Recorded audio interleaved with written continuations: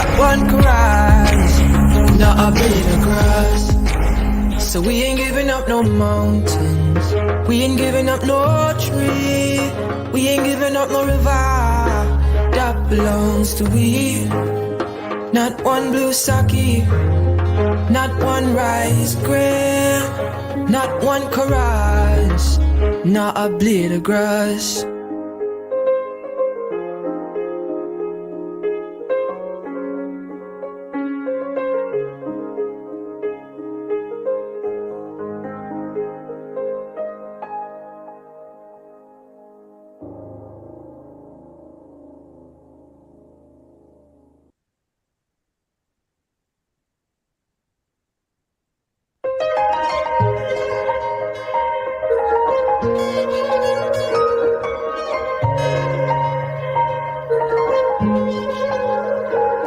We are a peaceful people, struggle is we struggle, and we don't look for trouble, just ask around. But when outside faces from foreign places talk about taking over, we ain't backing down. We ain't giving up no mountains, we ain't giving up no tree, we ain't giving up no river that belongs to we. Not one blue sake, not one rice grain, not one chorus, not a blade of grass. This land is all I know, we gonna make it somehow. We will bend like a bow and never break. Our fathers came here, and they lived and died here, and we ain't moving nowhere, make no mistake. Cause we ain't giving up no mountain, we ain't giving up no tree, we ain't giving up no river that belongs to we. Not one blue sake, not one rice grain, not one rice, not a blade of grass. We love the open country of the Rupununi and the Essequibo, daytime or night. Though we may criticize it, this is our own, we love it, and we need to keep it, we have that right. So we ain't giving up no mountain, we ain't giving up no tree, we ain't giving up no river that belongs to we. Not one blue sake, not one rice grain, not one chorus, not a blade of grass. So we ain't giving up no mountains, we ain't giving up no tree, we ain't giving up no river that belongs to we. Not one blue sake, not one rice grain, not one chorus, not a blade of grass.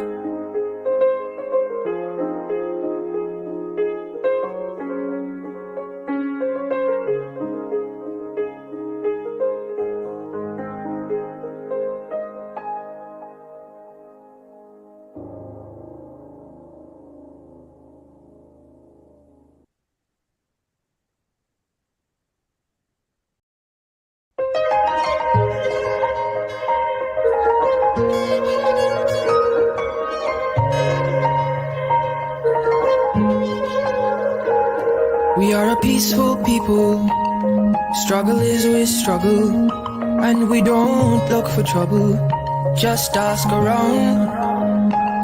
But when outside faces from foreign places talk about taking over, we ain't backing down. We ain't giving up no mountains, we ain't giving up no tree, we ain't giving up no river that belongs to we. Not one blue sake, not one rice grain, not one chorus, not a blade of grass.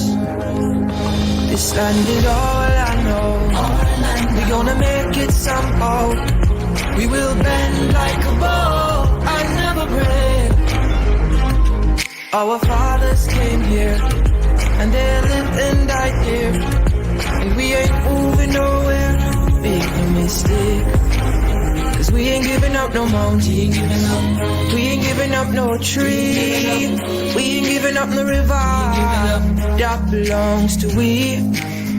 Not one blue sake, not one rice bread, not one rice, not a blade of grass. We love the open country of the Rupununi and the Essequibo, the time of night. Though we may criticize it, this is our home, we love it, and we need to keep it. We have that right. So we ain't giving up no mountain. We ain't giving up no tree. We ain't giving up no river that belongs to we. Not one blue sake, not one rice grain, not one grass, not a blade of grass. So we ain't giving up no mountains. We ain't giving up no tree. We ain't giving up no river that belongs to we. Not one blue sake, not one rice grain, not one chorus, not a blade of grass.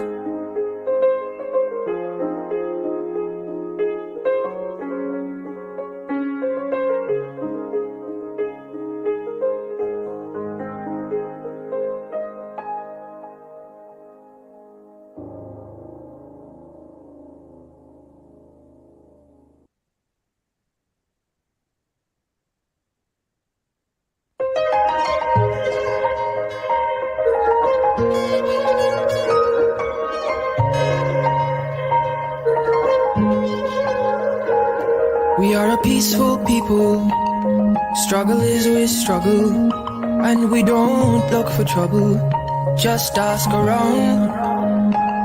But when outside faces from foreign places talk about taking over, we ain't backing down. We ain't giving up no mountains, we ain't giving up no tree, we ain't giving up no river that belongs to we. Not one blue sake, not one rice grain, not one chorus, not a blade of grass. This land is all I know. We gonna make it somehow. We will bend like a bow and never break. Our fathers came here and they lived and died here, and we ain't moving nowhere, baby.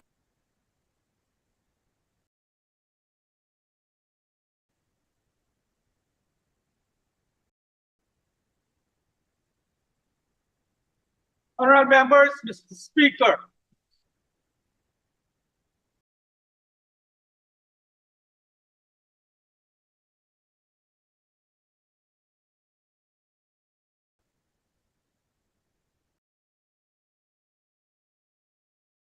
Honorable members, please be seated.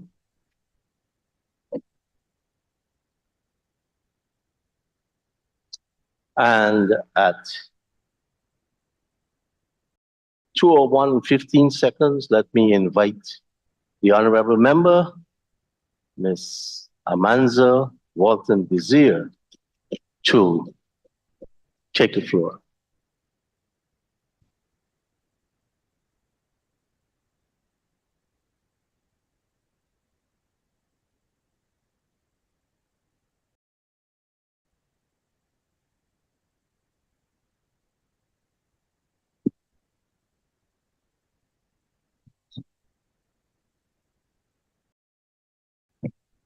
Thank you, Mr. Speaker. Mr. Speaker, from the outset, I want to condemn in the strongest possible terms the verbal abuse that continues to be meted out to female members of this House by members of the other side. Mr. Speaker, the disrespect of our women in politics must stop. Mr. Speaker, we have to be determined to develop a better culture in this National Assembly. Calling a female colleague of mine a stripper is unacceptable. It is unacceptable, Mr. Speaker, and it must be condemned. And I'm deeply disappointed that my female colleagues on the other side did not see it fit to upbraid their colleague whilst he abused a female member of the opposition. Mr. Speaker, but I want them to know we're not going anywhere. We're here to stay. It doesn't matter what you say. It doesn't matter what you call us. You are not going to shut us up, and we will continue to be here to represent the people of Guyana. Mr. Speaker, Guyana's foreign policy, whilst always important, has assumed the place of paramountcy over the last year. One could not, however, tell this based on the delivery by my colleague across the floor yesterday, who spent 25 of his 30 minutes on everything else except foreign affairs. But Mr. Speaker, the world over is changing. A new order is emerging. And in this dynamic landscape of a changing global order, a state's foreign relations stands at the forefront of its strategic directions. Mr. Speaker, as a small country with a small population and a newfound prominence on the world stage as a petro-state, and with a threat to our territorial integrity ever looming, Guyana needs now more than ever a sober, steady, and studied approach to our foreign policy. Amidst this evolving geopolitical current, Mr. Speaker, it is imperative for us as a nation to steadfastly adhere to our bedrock principles while deftly navigating the complexities of this new global order. This delicate balance, Mr. Speaker, demands astute diplomacy and a keen awareness of shifting allegiances and challenges. Because let us be clear, Mr. Speaker, this newfound interest in Guyana is not because of anything that we have done. It is because of what we have. That light, sweet crude that is being pumped 120 miles offshore, even as we speak. But we must remember, Mr. Speaker, that this resource is a finite one. And when it is gone, it is gone. And so cognizant of this reality, Mr. Speaker, we must soberly and vigilantly navigate these troubling times so that our children and future generations of Guyanese are able to inherit a Guyana great and free. To achieve this objective, Mr. Speaker, I propose 5 urgent priorities that must be addressed in the immediate term. 1, identifying and effectively articulating Guyana's foreign policy, particularly in the context of the protection of our sovereignty and territorial integrity. 2, reshaping and enhancing our relationship with CARICOM countries. 3, employing astute diplomacy. 4, education and training and development of our diplomatic corps. And 5, monitoring international migration into Guyana with particular emphasis on the Venezuelan migration crisis. Identifying and effectively articulating our foreign policy. Mr. Speaker, the aim of foreign policy is to promote the national interest of the state. The maintenance and preservation of Guyana's sovereignty and territorial integrity is the foremost national interest and must be the number one objective of our foreign policy. I am not convinced, however, that this government is.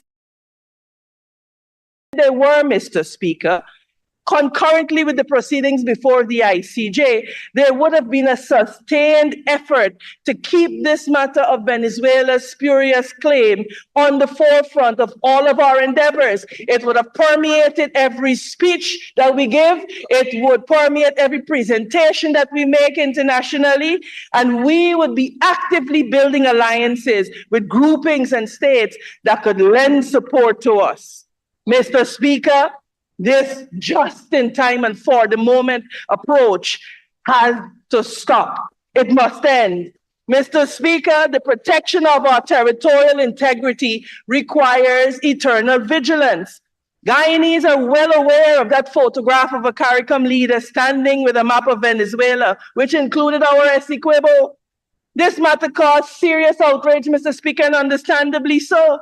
But what is even more worrisome for me, Mr. Speaker, is that this photograph, along with an accompanying article written by one Ennio Malin, was published on the website of Venezuela's Ministry of Foreign Affairs in December 21 of 2022. Mr. Speaker, this question necessarily arises, therefore, who is monitoring the Venezuelan Ministry of Foreign Affairs website and communications on our behalf? Did they not see this photograph? And if they did they bring it to the attention of Tacuba Lodge? And if Tacuba Lodge was made aware, why was not there a diplomatic protest to that particular CARICOM leader? Mr. Speaker, and if they were aware as well, why did they not consider this sufficient cause for pause in agreeing to that said CARICOM leader being an interlocutor in this Guyana-Venezuela controversy? Mr. Speaker, these are legitimate questions, and Guyanese deserve answers. Mr. Speaker, it is time that this government proffers to this nation a well thought out and well articulated foreign policy, which will provide the roadmap for our engagement with the world. One that aligns our national interests, values, and goals, and offers a coherent and strategic approach to navigating the complexities of this new international order. To this end, Mr. Speaker, we would propose the establishment of a Foreign Relations Council. Such a council would comprise our best minds across academia, foreign service professionals, civil society, and other professions, and would have the mandate to continuously review Guyana's foreign policy. In this manner, Mr. Speaker, we will ensure that our foreign policy positions are well thought out, well articulated, as would be the case in any properly functioning democracy. It must not be at the whims and fancies of individuals who are bent on furthering partisan interests. Mr. Speaker, reshaping and enhancing our relationship with CARICOM countries. Sir, the events of the last few months have indicated the clear need for us to engage with CARICOM in a more sustained manner. It is to be recalled that it is Guyana, under the visionary leadership of Lyndon Forbes Sampson Burnham, who had the foresight to understand that as a region, we either integrated or we would perish. And thusly, we became a founding member of CARICOM and a driving force behind regional integration. Mr. Speaker, it has to be recalled as well that it was in response to Guyana's strength and stature in CARICOM that Venezuela established a foreign policy position to disrupt Guyana's influence and relationships within CARICOM. And these resulted in initiatives such as the Petro-Caribe. Mr. Speaker, we strongly recommend that without delay, we have envoys actively working in the capitals of CARICOM member states, representing our interests and providing regular feedback to Tacuba Lodge. Guyana must never, Mr. Speaker, have to urge unequivocal statements of support from CARICOM leaders. Mr. Speaker, it is regrettable that the High Commission in Trinidad and Tobago, established under the David Granger-led administration in 2017, has been downgraded to a consulate. The stated objective of establishing this High Commission was explained by then Foreign Minister, the Honorable Carl Greenidge. And it was, I quote, "With the strengthening and deepening of our bilateral relations with Trinidad and Tobago, as well as furthering our bilateral ties with the other island states of the Caribbean community." End of quote. Mr. Speaker, I urge this government not to throw the baby out with the bathwater, but appreciate the strategic importance of a High Commission in Trinidad and Tobago and forthwith reestablish same. Mr. Speaker, I am strongly of the view that the deficient Argyle Declaration is the reflection of our failure to continuously engage with CARICOM. And whilst Guyana welcomes the undertaking by Venezuela not to use force against Guyana, it must be noted, sir, that as we speak, Venezuela is proceeding with the passage of their organic law for the defense of what they call the Guyanese Equivalent. In direct violation of this Argyle Agreement. Where is the outrage? Mr. Speaker, Venezuela continues to distribute maps with our Essequibo including it, and there is deafening silence. Mr. Speaker, His Excellency the President has assumed the chairmanship of CARICOM, and I know that regional food security is high on the agenda. And we agree, Mr. Speaker, that Guyana does have the ability to lead the way in this regard and can truly become the breadbasket of the Caribbean. But I want to submit to us here today, Mr. Speaker, that Guyana must first become the breadbasket for Guyanese. Mr. Speaker, at the moment it is not. According to the Caribbean Food Security and Livelihood Survey, which was published in January 2023, it is estimated that 56% of Guyanese are moderately or severely food insecure, which is higher than the regional average. I ask this government then, how are Guyanese to play a meaningful role in the development of this country when they have to worry day in and day out, Mr. Speaker, about what they will eat? Guyanese have to worry day in, day out about what they will eat. 56% of Guyanese, Mr. Speaker. Mr. Speaker, the people of Guyana are our most precious resource, and they must be the center of any developmental strategy. So, Mr. Speaker, when the Vice President accuses us of only wanting to feed the people of Guyana, we proudly say guilty as charged. Mr. Speaker, the people-centered approach to the development of Guyana that the APNUAFC continues to adumbrate will see Guyanese being able to feed, clothe, and house themselves, and will culminate in the good life that every son and daughter of this land is entitled to, and which is only possible with this APNUAFC coalition. Employing astute diplomacy. Mr. Speaker, diplomacy is the vehicle through which a state advances its foreign policy. And while diplomacy is this broad concept that encompasses the general practice of international relations, we now must necessarily go one step further. We must employ astute diplomacy. Astute diplomacy, sir, involves a higher level of skill, of strategic thinking, and adaptability, and will allow us as a nation to navigate the complexities of the global stage with a more nuanced and effective approach. It goes beyond routine interaction, Mr. Speaker, to include an insightful and strategic decision-making in pursuit of our national interests. To this end, Mr. Speaker, we urgently need to examine our representation at foreign capitals. It is inconceivable that 4 years into this new government, we are yet to appoint an ambassador to Brazil. Brazil, Mr. Speaker, our strongest ally and a member of BRICS, our strongest continental ally and a member of BRICS, Mr. Speaker. We have not yet appointed an ambassador to Brazil. Mr. Speaker, the slot in this regard is completely unacceptable and it must be remedied forthwith. Mr. Speaker, it is also unacceptable that we have no missions in Africa save and except South Africa. And this is but a consulate, Mr. Speaker.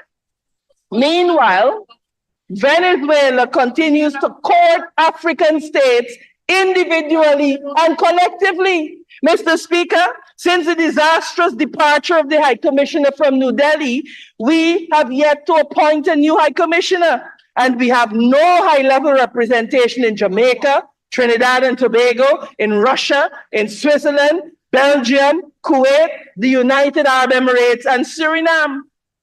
Mr. Speaker, we also need to examine our approach to international economic cooperation. Mr. Speaker, the European Union has been Guyana's major development partner since 1975 under successive ACP, EU, Lomé, and Cotonou partnership agreements. In November of 2023 in Samoa, the member states of the Organization of African and Pacific States, a collection of 79 states, sir, and the European Union signed the Samoa Partnership Agreement. And this agreement, sir, would govern relations between the two groups for the next 20 years in the first instance. Mr. Speaker, the provisional application of this agreement commenced on January 1. And Mr. Speaker, despite Guyana, in the person of Mr. Carl Greenwich, playing a leading role in the negotiation of this new agreement, Guyana was neither represented at the signing of the agreement, and to date, it has not signed the agreement. Our not signing on to this agreement, Mr. Speaker, means that we will be severely limited in the scope for cooperation with the EU. Mr. Speaker, it also robs us of a very important forum, 7 to 9 states, a very important forum for us to canvass our support against Venezuela's illegal claim.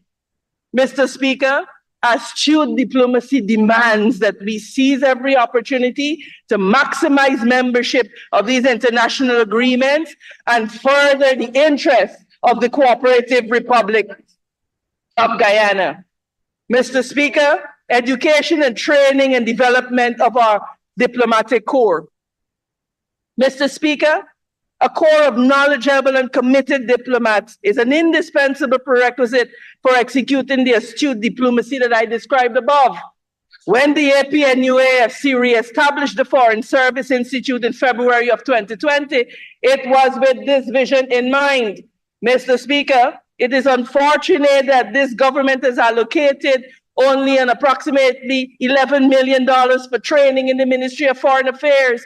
What this essentially means, Mr. Speaker, the Foreign Services Institute will continue to operate as a clearinghouse for opportunities provided by other governments for the training of our foreign service personnel, which in many instances, sir, are not tailored to our specific needs. Mr. Speaker, it does not have to be this way. Under an APNUAFC-led administration, the Foreign Services Institute will be a well-funded, well-resourced entity capable of offering a culturally responsive, world-class postgraduate education to our foreign service personnel.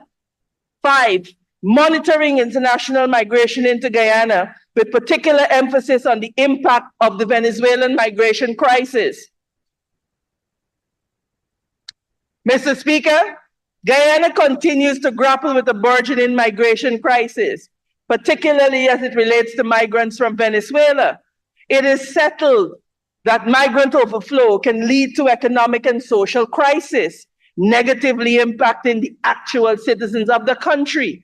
It is being felt here in Guyana, Mr. Speaker. It's being felt in overcrowded classrooms and hospitals. Mr. Speaker, according to the IOM Guyana Needs Assessment Report published in 2021, in 2020, there was an estimated 22,000 Venezuelan migrants in Guyana, with only about 11,000 of that number being in regular migration status. That is properly documented and accounted for. Mr. Speaker, we know for a fact that in 2024, that number is at least 4 times that amount. It therefore means that if this trend holds, we are safe in assuming that there are tens of thousands of undocumented Venezuelan migrants here in Guyana. Mr. Speaker, we are in a crisis. And instead of understanding, sir, the long-term implications of this unchecked migration into Guyana, the long-term implications for Guyana's territorial integrity, the PPPC government continues to adopt a myopic approach, preferring to use this crisis instead, Mr. Speaker, for their own narrow political gain. Mr. Speaker, instead of getting down to the real work of crafting a sound migration policy for Guyana, this PPPC government prefers to spend its time painting the APNUAFC coalition as anti the Venezuelan migrants. Let me be clear, Mr. Speaker, that unlike the PPPC government, that continues to discriminate against our Haitian brothers and sisters in clear breach of our obligations under the revised Treaty of Chaguaramas, we are not anti-Venezuelan or any other migrant. We are pro-law and order. And I want to be very clear, Mr. Speaker. Very, very clear, because I've said it before and I've said it again. No migrant who comes into Guyana in keeping with the laws of our land and whilst here continues to abide by the laws of Guyana will have anything to fear from an APNU AFC government. Mr. Speaker, it is apparent that this government does not see the crafting of a migration policy for Guyana as urgent or important. In February of 2021, the Ministry of Foreign Affairs launched the project to develop a migration profile for Guyana. This project, which will provide critical data for the formulation of a migration policy, was slated to be concluded at the end of 2022. We are now in 2024, and this critical project is languishing. But we on this side of the house, we understand that the PPPC administration has a deep and abiding resentment for studies and decision-driven, data-driven decision-making, Mr. Speaker. Mr. Speaker, the next APNU-AFC government will craft a sound migration policy for Guyana, one that is comprehensive but flexible, addressing the economic, social, environmental, and cultural aspects to promote sustainable development and enhance the well-being of both our citizens and newcomers. But we must be clear about something, Mr. Speaker. The APNU government will be unapologetic about putting Guyanese first. The wealth of this land first belongs to Guyanese. Every Guyanese man, woman, and child. We will take care of them first. And we will be happy, sir, to share the bounty from the overflow with the rest of the world. Mr. Speaker, having identified these 5 urgent priorities that we must address to right our badly listed foreign policy ship, I will use my remaining time to make a few observations about this $1 trillion budget. But first, Mr. Speaker, I want to make one observation on international trade. Mr. Speaker, a major lifeblood of our economy is international trade. As a country that relies heavily on foreign trade, we must be concerned as to what the changes in our economy mean for the acquisition and distribution of foreign currency. Mr. Speaker, the new concentration of our economy reveals that 2 industries, oil and gold, generated 94% of our foreign currency earnings in 2023. According to the existing data, one can envisage oil exceeding the 90% share of foreign earnings, Mr. Speaker, that it was responsible for in 2023 in the not too distant future. While this government, sir, basks as a country in the financial glow of the oil industry, one has to wonder what the current policy on the management and use of foreign generated earnings might be playing in determining our access to foreign currency for our business community and the wider society. Mr. Speaker, shortage of foreign currency should not abound in a country where export revenues have grown over 700% in less than 4 years and its trade balance to a surplus of over $6.5 billion. It should not happen, Mr. Speaker. Mr. Speaker, our public servants. Mr. Speaker, the public servants of Guyana play a vital role in fostering the well-being and development of our society by dedicating their expertise and energies to delivering essential services, to upholding justice, and to ensuring the efficient functioning of our government institutions. They keep the wheels of this country turning. Sadly, Mr. Speaker, our hard-working public servants in this oil-rich country will get the benefit of approximately 1.88% of the money this country will earn. And this is after accounting, of course, for the projected inflation of 2.5%.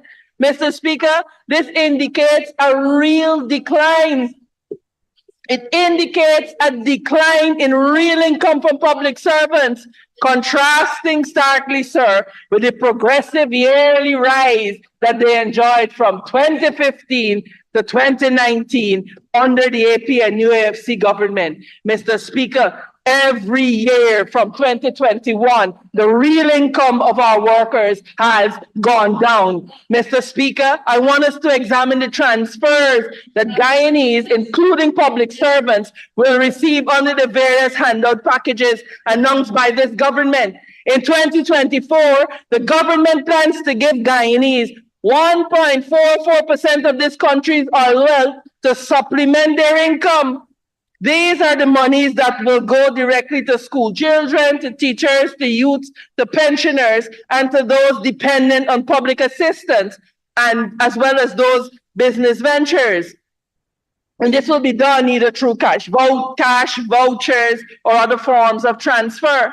Mr. Speaker, when public servants' incomes are combined, and I want you to hear this, Mr. Speaker, when public servants' incomes are combined with the supposed generosity of this government, they would have gained access to a mere 3% of the 2024 income for this country. 3%, Mr. Speaker.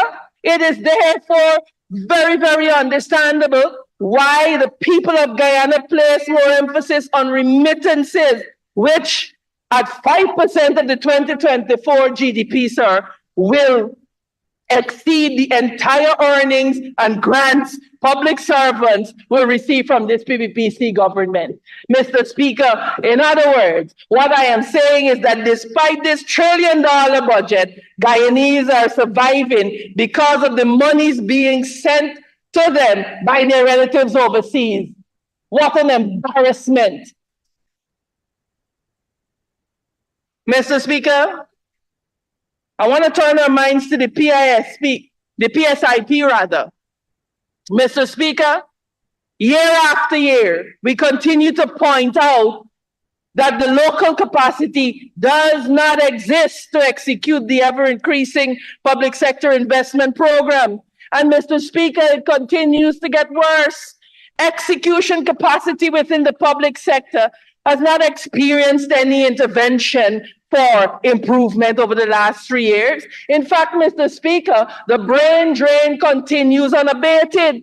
What this means, sir, essentially, is that because there has been no sustained effort or no effort at all to improve our efficiency, it means that as the budget grows, wastage also grows. Mr. Speaker, 3 years ago, we showed in this house how with the smallest of adjustments, the PPPC government could give the public servants, among other things, a 10% increase and free education for the thousands of university students who are enrolled in the University of Guyana today. Mr. Speaker, the position as we stand here today remains the same, that with the minutest of adjustments in the public sector investment program, public servants could enjoy a 10% salary increase. We could afford free university education right now, Mr. Speaker. We could incentivize, Mr. Speaker,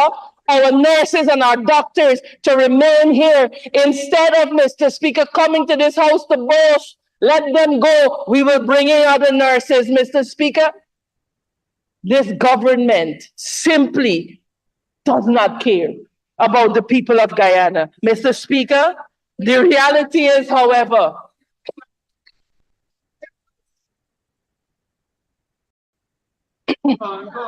Mr. Speaker, the reality, however, is that no matter how much we stand here and deliver the facts and dissect this budget and show how with just such little effort we can make the lives of Guyanese better, Mr. Speaker, it doesn't matter how much the international organizations speak. This government will not listen because they are stiff-necked, Mr. Speaker. And because they are stiff-necked, I will not spend the rest of this budget presentation speaking to them. Mr. Speaker, instead I will speak to the people of Guyana, because it is the people of Guyana who hold the ultimate power. And so I say, fellow Guyanese, the reality is that you have two visions before you for our country. One vision consists of raiding the Natural Resources Fund, racking up a mountain of debt which our children will have to be repaid, spending a record 58% of the budget on physical infrastructure without even attempting to close the horrific efficiency gap, which means that 41% of the total capital expenditure, or $273 billion, will be wasted. Imagine what $273 billion could do in your pocket. The vision of this PPPC government is one that, despite knowing that the World Economic Forum has concluded that the cost of living crisis is the biggest global risk in the short term, would see them setting aside a measly $7 billion to assist Guyanese with weathering these rough times. Their vision is— Remember, to weather the conclusion, you need 5 minutes. Comrade Speaker, I do move that the honourable member be given 5 minutes to conclude her presentation. Thank you, Chris. Honorable member, you have 5 minutes to conclude. Thank you, sir.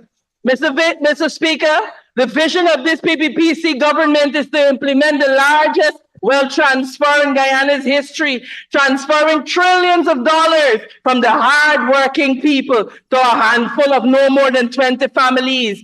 Their vision will see the continued undermining of our institutions, the dismantling of the guardrails of our democracy, and the suppression of dissenting views. Their vision, Mr. Speaker, is to do all of this and then use their PR machinery funded by taxpayers' dollars to gaslight the people of Guyana, telling us that down is up and left is right. But, Mr. Speaker, there is another vision. There is another vision. The vision of the APNU-AFC. And, Mr. Speaker, our vision with the people of Guyana at its center sees a Guyana where the Guyanese spirit is strengthened and national unity is fostered and patriotism is perpetually promoted. Our vision sees a Guyana where no Guyanese man, woman, or child will ever go hungry, because we will implement a needs-based food voucher program for low-income and no-income Guyanese. Our vision, sir, sees a Guyana where parents will not have to worry about affording transportation for their children to attend school, because we will implement a needs-based transportation voucher system for our children. Mr. Speaker, our vision sees a Guyana with free education from nursery to university for all Guyanese, and will see the University of Guyana receiving adequate funding to increase its talent pool, to enhance its talent,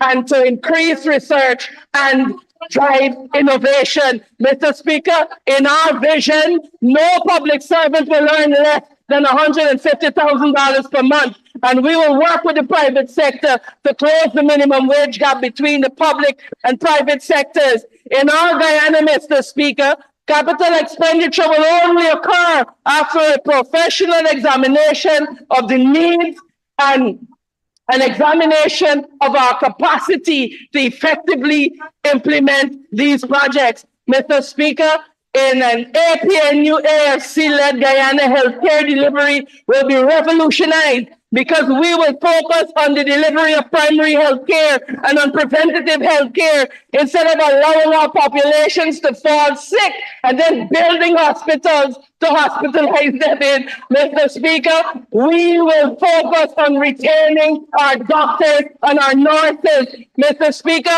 our vision will make Guyana the breadbasket for Guyanese and for the Caribbean, because we will invest in agriculture and we will champion the growth of the non-oil sector. Mr. Speaker, our vision for Guyana will reverse the dreaded oil curse. Mr. Speaker, our vision for Guyana will see a professional government with professional government agencies and interventions necessary to improve efficiency. Mr. Speaker, This will include the re-establishment of a public service training institute. In this Guyana, we envision, Mr. Speaker, that Guyanese will know that agencies such as the Guyana Police Force are actually there to protect and serve them, and not to serve the dictates of the political classes and the elite. Mr. Speaker, I want to break it down for us so that it will consistently and forever be broke. The PPPC is bad for Guyana. They are bad for the people of Guyana. They are bad for business. They are only good for their elite friends and family. This PPPC government, Mr. Speaker, is constructing the early makings of a failed state, and they must be stopped. Mr. Speaker, the AFC coalition is better. We are better for Guyana. We are better for the people of Guyana because we are committed to a strong democracy. And we place the people of Guyana at the center of our development strategy. Not sand, not cement, not stone. Mr. Speaker, for all of the foregoing reasons, and while I am deeply appreciative of the work done by our staff at the Ministry of Foreign Affairs, I cannot support this 2024 budget rather, as it has been presented to this honorable House. Mr. Speaker, I thank you.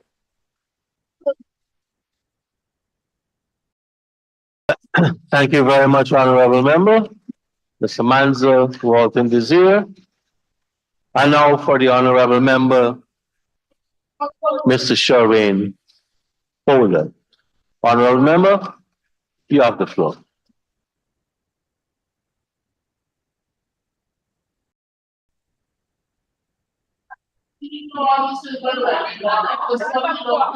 Thank you, Comrade Speaker. Wow, that was a feral blast. APNO is truly better. APNO AFC coalition. Mr. Speaker, I rise to make my contribution to the 2024 budget with an equal sense of frustration and disappointment like Amanza. And like so many other poor and working class Guyanese. Mr. Speaker, this budget demonstrates clearly, once again, who the People's Progressive Party are and what they really care about: friends, family, and favorites. Mr. Speaker, I want to turn your attention to the Natural Resource Ministry and gold and mining in particular, which doesn't escape the PPP's friend, family, and favorite policy, nor the accompanying mismanagement and discrimination. Mr. Speaker, the coal industry remains a key contributor to the national economic performance and to the hinterland settlement and development. Coal still accounts for 6 to 8% of the non-oil GDP and 60 to 70% of the non-oil exports. Over the last 4 years, however, the coal industry has experienced a 50% drop in declaration from our local small to medium scale miners. Additionally, in that time span, we have not seen the commencement of any new large-scale operations. From the large-scale gold subsector, production has actually dropped from around 160,000 ounces in 2019 to around 109,000 ounces in 2023, a decline of 70%. Mr. Speaker, several reasons have been offered for this dismal performance. Despite the fact that gold prices on the world market have remained relatively high, ranging from over $1,600 per ounce to over $2,300 per ounce over the last 4 years. In general, local small and medium scale gold miners have pointing to the waning government enthusiasm in the industry since the advent of oil production. In fact, the new president of the GGDMA had cause to declare in his acceptance speech last year that the gold mining is like the good wife. We must not be distracted from this new girl called oil and gas. More specifically, however, Mr. Speaker, The industry is plagued by increased illegal mining, increased raiding of the gold operations, increased illegal buying and selling of gold, and increased smuggling.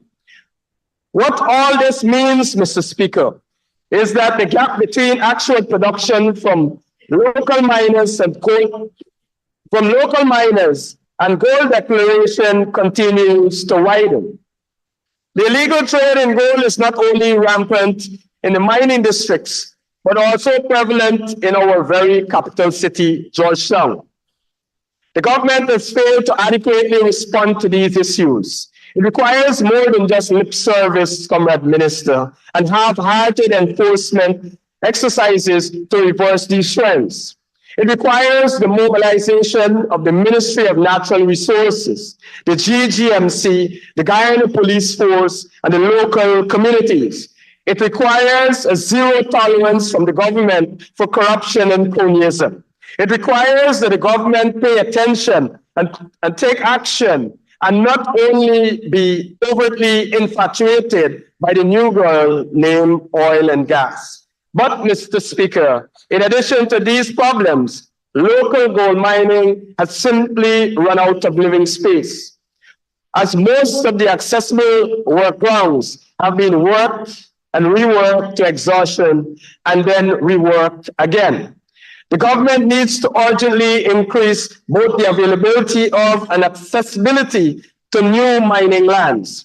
This requires the government to find new areas of gold mineralization and build new access roads. In doing so, the government must ensure three things. One, the gold miners at all scales can have access to these opportunities and not just the privileged. Two, that the land rights of our indigenous people are respected. And three, that our environment and biodiversity are protected. Mr. Speaker, on another matter, in 2013, the PPP government signed with much fanfare the Minamata Convention on Mercury, aimed at phasing out the all-embracing use of mercury in small and medium-scale gold mining in Guyana. Of recent, apart from a few workshops, not much visible evidence exists that the current PPP government is serious about pursuing this goal. We in the opposition call on the government to treat this matter with greater urgency. Mr. Speaker, we on this side of the House still recognize the importance of the local gold mining industry and intend to positively act on that recognition as the next government.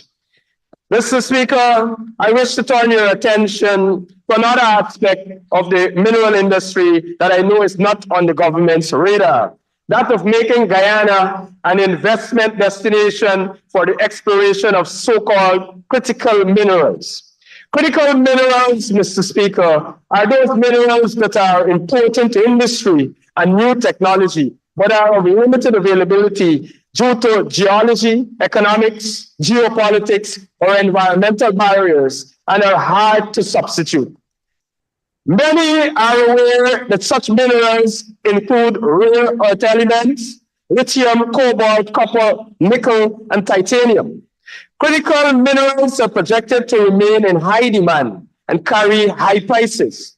Guyana can benefit enormously from being a producer of any one of these minerals.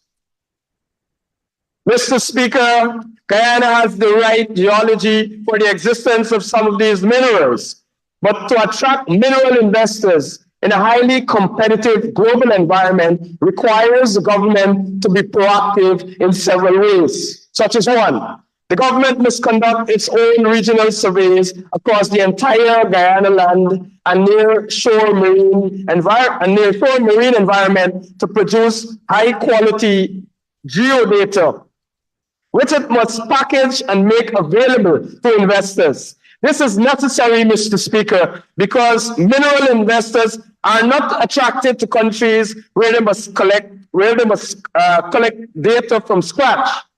In this context, let us note that almost the whole of southern Guyana remains unexplored.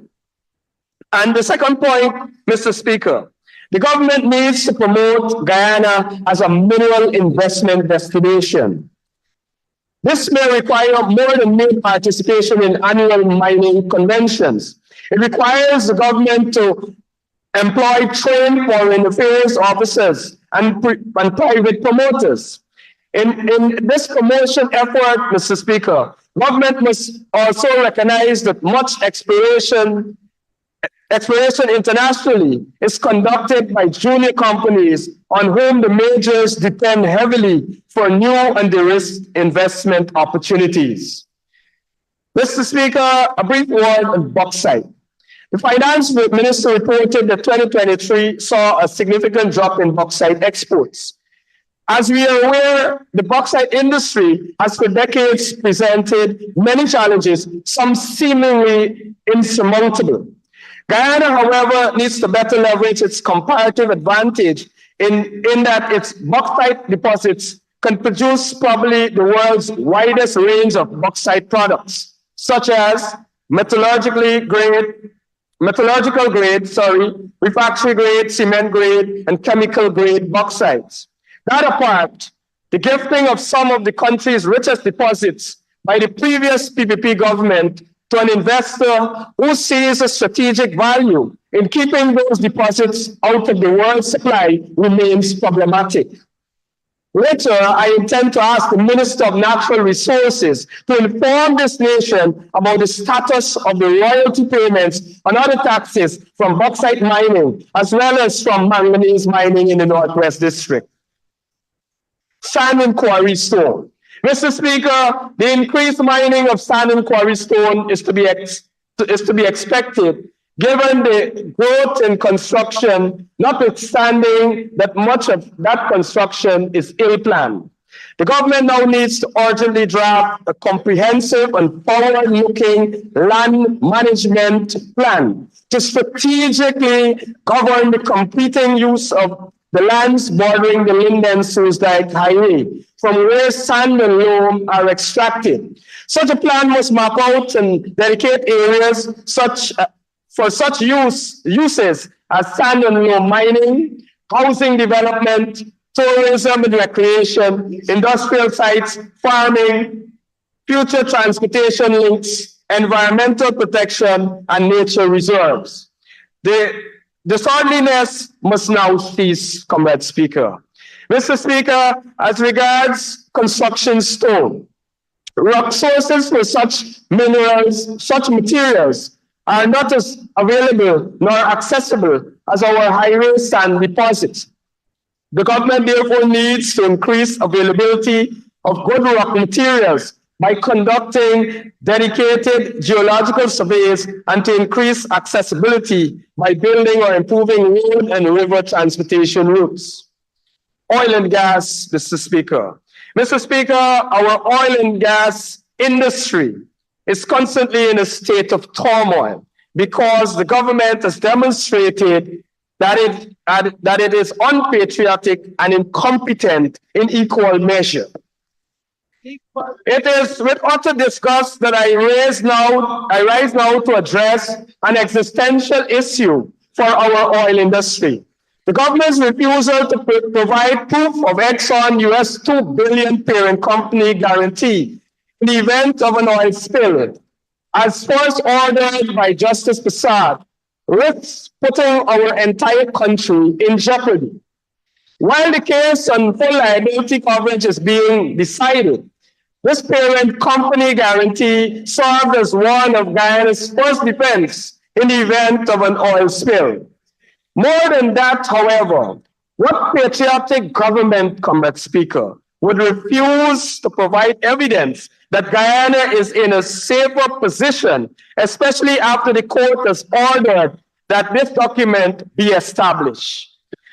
This demonstrates a lack of respect for the judicial process and a woeful disregard for transparency and accountability.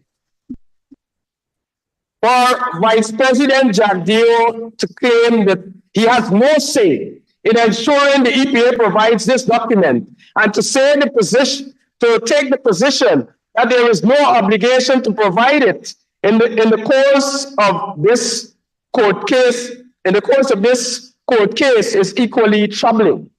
He claims that his government believes in transparency and accountability, but at every turn they demonstrate that their real loyalty is to secrecy.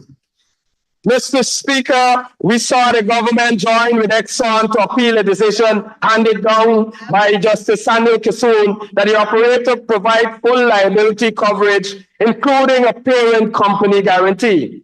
We labeled that action what it was, unpatriotic.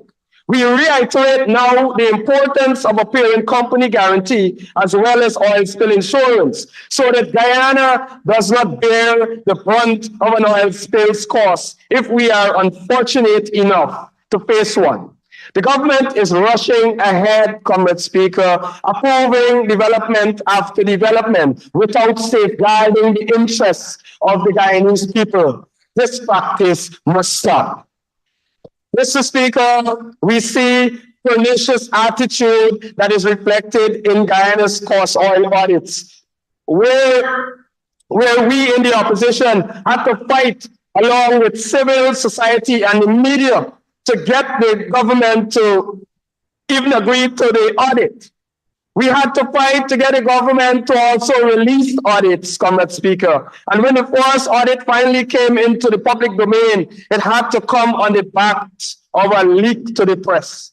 We say to the government, shame on you. We say to the government that that attitude is unpatriotic. Mr. Speaker, we say to the government that this practice of wanton secrecy must come to an end. Even worse, Mr. Speaker, the first audit erupted into chaos as the government claims it was a junior functionary who agreed to the reduced amount in dispute from $214 million to only $3 million, potentially robbing Guyana of $100 million. We continue to believe he was not acting on his own, Comrade Speaker, and that this should be thoroughly investigated. Mr. Speaker, this sum could have been used to train not only 610 youths as the claim was made by Comrade Hamilton, but all of our young people, Mr. Speaker. Mr. Speaker, permit me a moment to dwell a little more on the issue of Guyana's cost oil audit and the arbitration process we must now undertake to recover in excess of $100 million from our first audit. After the laundry list of controversies we witnessed with that audit, many Guyanese expected the government to take this process more seriously and to immediately assemble an audit team of legal, accounting, and arbitration experts to reclaim our funds. We have heard not one word, Comrade Speaker, not one word on this issue, and this budget seems silent as well. Mr. Speaker, if the government wants to show the Guyanese people that it is committed to safeguarding their rights, it must assemble an appropriate team, fund them, and treat this issue with the same urgency that it spends the same hundreds of millions of US dollars. Even further, it is nonsensical to borrow millions of US dollars when you have monies available for you to retrieve. Mr. Speaker, the government must take this seriously, and we will stand with every patriotic Guyanese to hold their feet to the fire until they fulfill their duty. Natural gas, Comrade Speaker. I turn to the issue of natural gas, which has been dominated of late by the gas to energy project and its related pipeline. Mr. Speaker, why does the government continue to hide the details of its agreement with Exxon for this pipeline? We need to know the interest rates Guyana is being charged for this pipeline, as well as what insurance is in place in the event of a leak.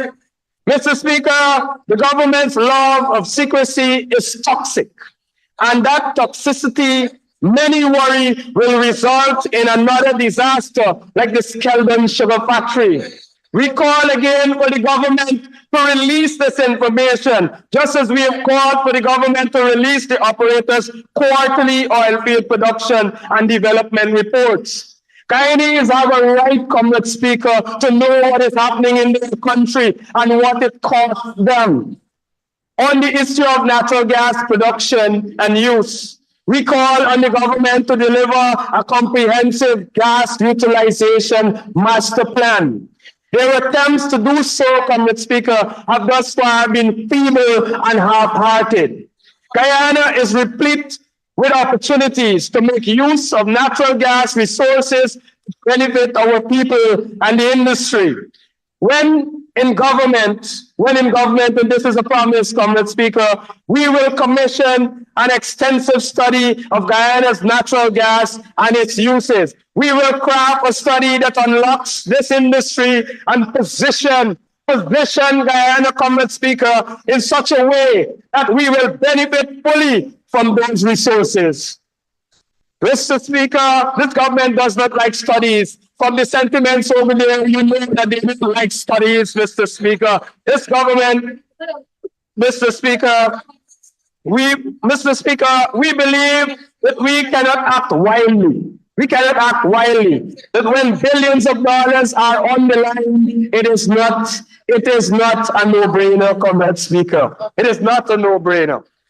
Mr. Speaker, it would be remiss of me if I don't say a few words on Region 2 budget. Region 2 remains a key contributor to our GDP and the growth and development of our country.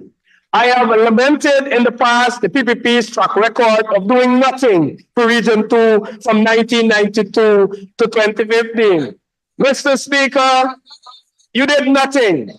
Mr. Speaker, they did nothing. Nothing they did. Mr. Speaker, it was the APNU FC without oil, running on a meager $220 billion budget that began to fix the mess. They left that PPP government. Mr. Speaker, before the PPP left government, the rice farmers were protesting, lighting the road afire and crushing them. We fixed it, Comrade Speaker. The dire blackout situation in the region, we fixed it. The dilapidated infrastructure like Supernam, Speedboat Stelling, and the Anagina police station, we transformed them. Mr. Speaker, with the return of the PPP in 2020, so did the carefree attitude and the mismanagement of the region. Mr. Speaker, the education sector in the region might be a good place to start. Mr. Speaker, to the coalition vision for this section, plans and policies were developed and executed to address the critical issues, such as ensuring that every child goes to school dropout rates, transportation for students in hinterland and far-flung communities, pass rate for maths and English, to name a few. Mr. Speaker, the massive turnaround of the education sector under the coalition government is well known. Today they boast about it like if they did anything. Mr. Speaker, now that the PPP are back in power, the sector seems to be going backwards in the region. Mr. Speaker, the time will not allow me to elaborate on the dilapidated and unserviceable condition of the school boats and buses. We saw it in the Pomeroy. We see it everywhere. The frequent absence of the hot meals instituted by the APNU FC to ensure that people's children no longer have to sit in a classroom on an empty stomach, Comrade Speaker. And then there is the discrimination factor. Mr. Speaker, the PPP removed the New Abramsville Secondary School through an illegal supernumerary appointment. The qualified Afro-Guyanese substantive head teacher. I don't want to get into the details, but if you know if it's discrimination. Mr. Speaker, they denied without explanation an application by another qualified Afro-Guyanese for the deputy principal position at ETI. Mr. Speaker, the acting head of the training college, another Afro-Guyanese professional, was replaced by a lesser qualified supporter of the PPP. They moved to illegally suspend the Afro headmistress of the 8th of May primary. It took protest action, and me talking to the minister right in his house and telling her that it's illegal to reverse that erroneous act. Mr. Speaker, they have much more money at their disposal now. So it is quite easy to construct buildings. But if you don't have proper management of the institutions, and if you treat the human resource, your teachers in an undeserving and a discriminatory manner, including denying them a livable income, then the result will be, as we are seeing now, increased school dropouts, low attendance, low matriculation rate. As admitted in your own budget,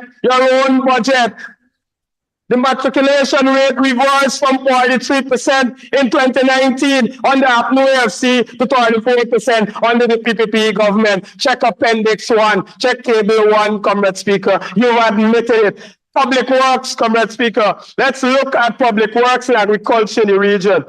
There is a fundamental flaw in which the PPP is attempting to sell their empty budget. They try to sell you that the allocations are bigger. So that means that you're getting more. Not true, Comrade Speaker. I thank the Honorable Member Kunja for highlighting the roads and bridges done by the government. But what she didn't tell you, Comrade Speaker, was that many of the roads and bridges mentioned were requested and some even budgeted for since 2020, Mr. Speaker. Mr. Speaker, I've spoken with so many farmers who decried the state of their farm access roads. Mr. Speaker, the Love Alliance access road is an example. Representation has been made by the APNU AFC in every single budget cycle since the PPP came to power, yet they ignore the plight of the farmers. The Mashabo Access Road started in 2021, 600 meters, yet to be completed. Streets in Dartmouth, requested and even spoken of by the minister in this house since 2021, yet to be completed. Mr. Speaker, they give you the impression that they are doing so many roads. Yet if you check the record, Comrade Speaker, you will find that with budgets between $200 million and $300 million, the APNU AFC was able to do just as many roads at around 1/3 of the cost and of a better quality in many instances. Go check the record, Comrade Speaker. We've done the analysis. Health and energy production. The state of our health facilities in the region remain a critical issue to most Esquibians. The physical condition of the facilities, the absence of drugs and medical supplies and equipment, and the absence of the required human resources leaves much to be desired. Mr. Speaker, just last week, I interacted with a sick patient. I will call him Patient X. He required a full body scan to diagnose what really was wrong with him. Comrade Speaker, unfortunately, died before acquiring the finance to do so. Mr. Speaker, days later, I got a call from another patient, Patient Y. They like to discriminate, so you cannot call people's name. Patient Y, what undergo surgery, Comrade Speaker. He ended up facing the indignity of urinating himself hours after requesting assistance. Mr. Speaker, I give these examples to demonstrate to the government the deep flaws in their policy with respect to the sector and the region. The government is boasting about buildings, of building a new hospital in Coffee Grove. Yet neighbors confirmed that the entire foundation or sections of it was poorly constructed and had to be ripped out. Who is standing the bill for that? Who is standing the bill for that, Mr. Speaker? But the other part, Mr. Speaker, building new hospitals can't solve the problem if you don't fix what already exists. To this end, the human resource is critical to the quality of health care you will deliver as a government. I will speak a little on energy.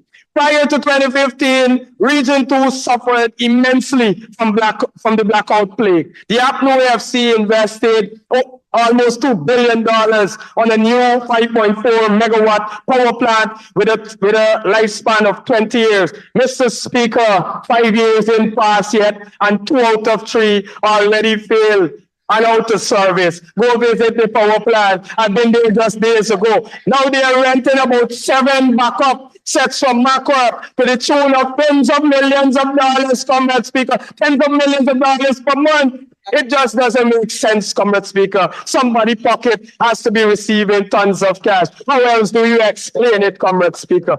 Mr. Speaker, as it relates to the 2 solar farms in St. Monica and Kabakaburi in the Pomeroon, none are currently providing power for any of the homes in the communities. I can't expand on the reasons, but it's incompetence, Comrade Speaker. That's all I would say. Comrade Speaker, in concluding, there are lots of issues. I didn't get to to hear the comrade from Comrade Pearson and others, and I don't have the time to rebut them, but I will pass some of my notes I have to pass those notes to the Honorable Vince Roy Jordan in the area of agriculture to tell you about the mismanagement and all that is happening in the sector.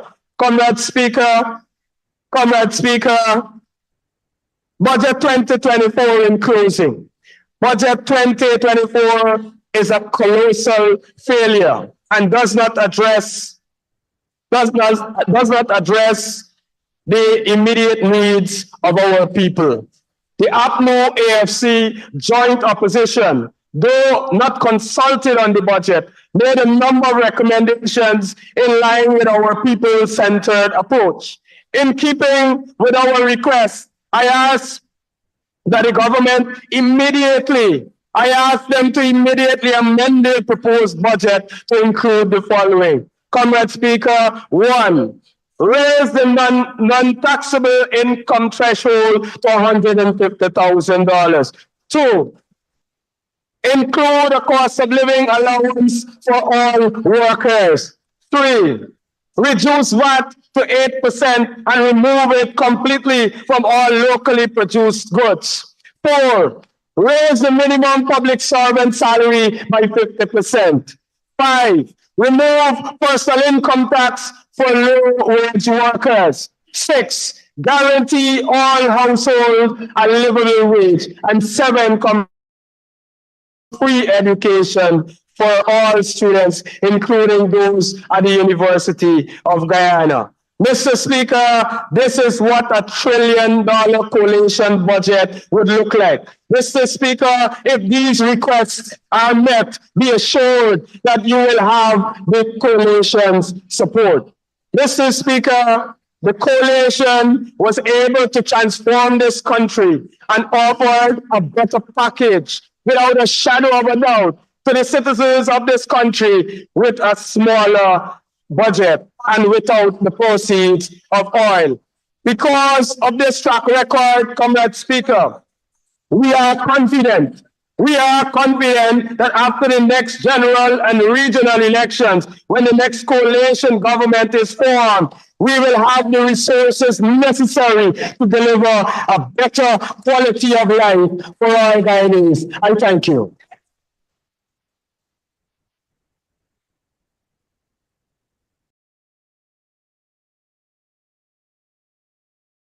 Thank you very much, Honorable Member, Mr. Holder. And now for the Honorable Minister of Natural Resources, the Honorable Vikram Bharat. Honorable Minister, you have the floor. Thank you, Mr. Speaker. Mr. Speaker, permit me to join with you in wishing my colleague, Minister of Youth, Sports and Culture, the Charles Ramsden, a happy birthday, as well as our Vice President, the Honorable Dr. Bharat Jagdeo.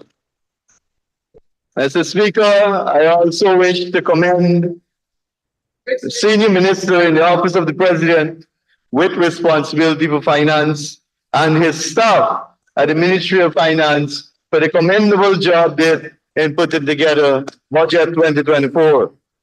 Mr. Speaker, I also wish to further commend my own staff from the Ministry of Natural Resources and our agencies.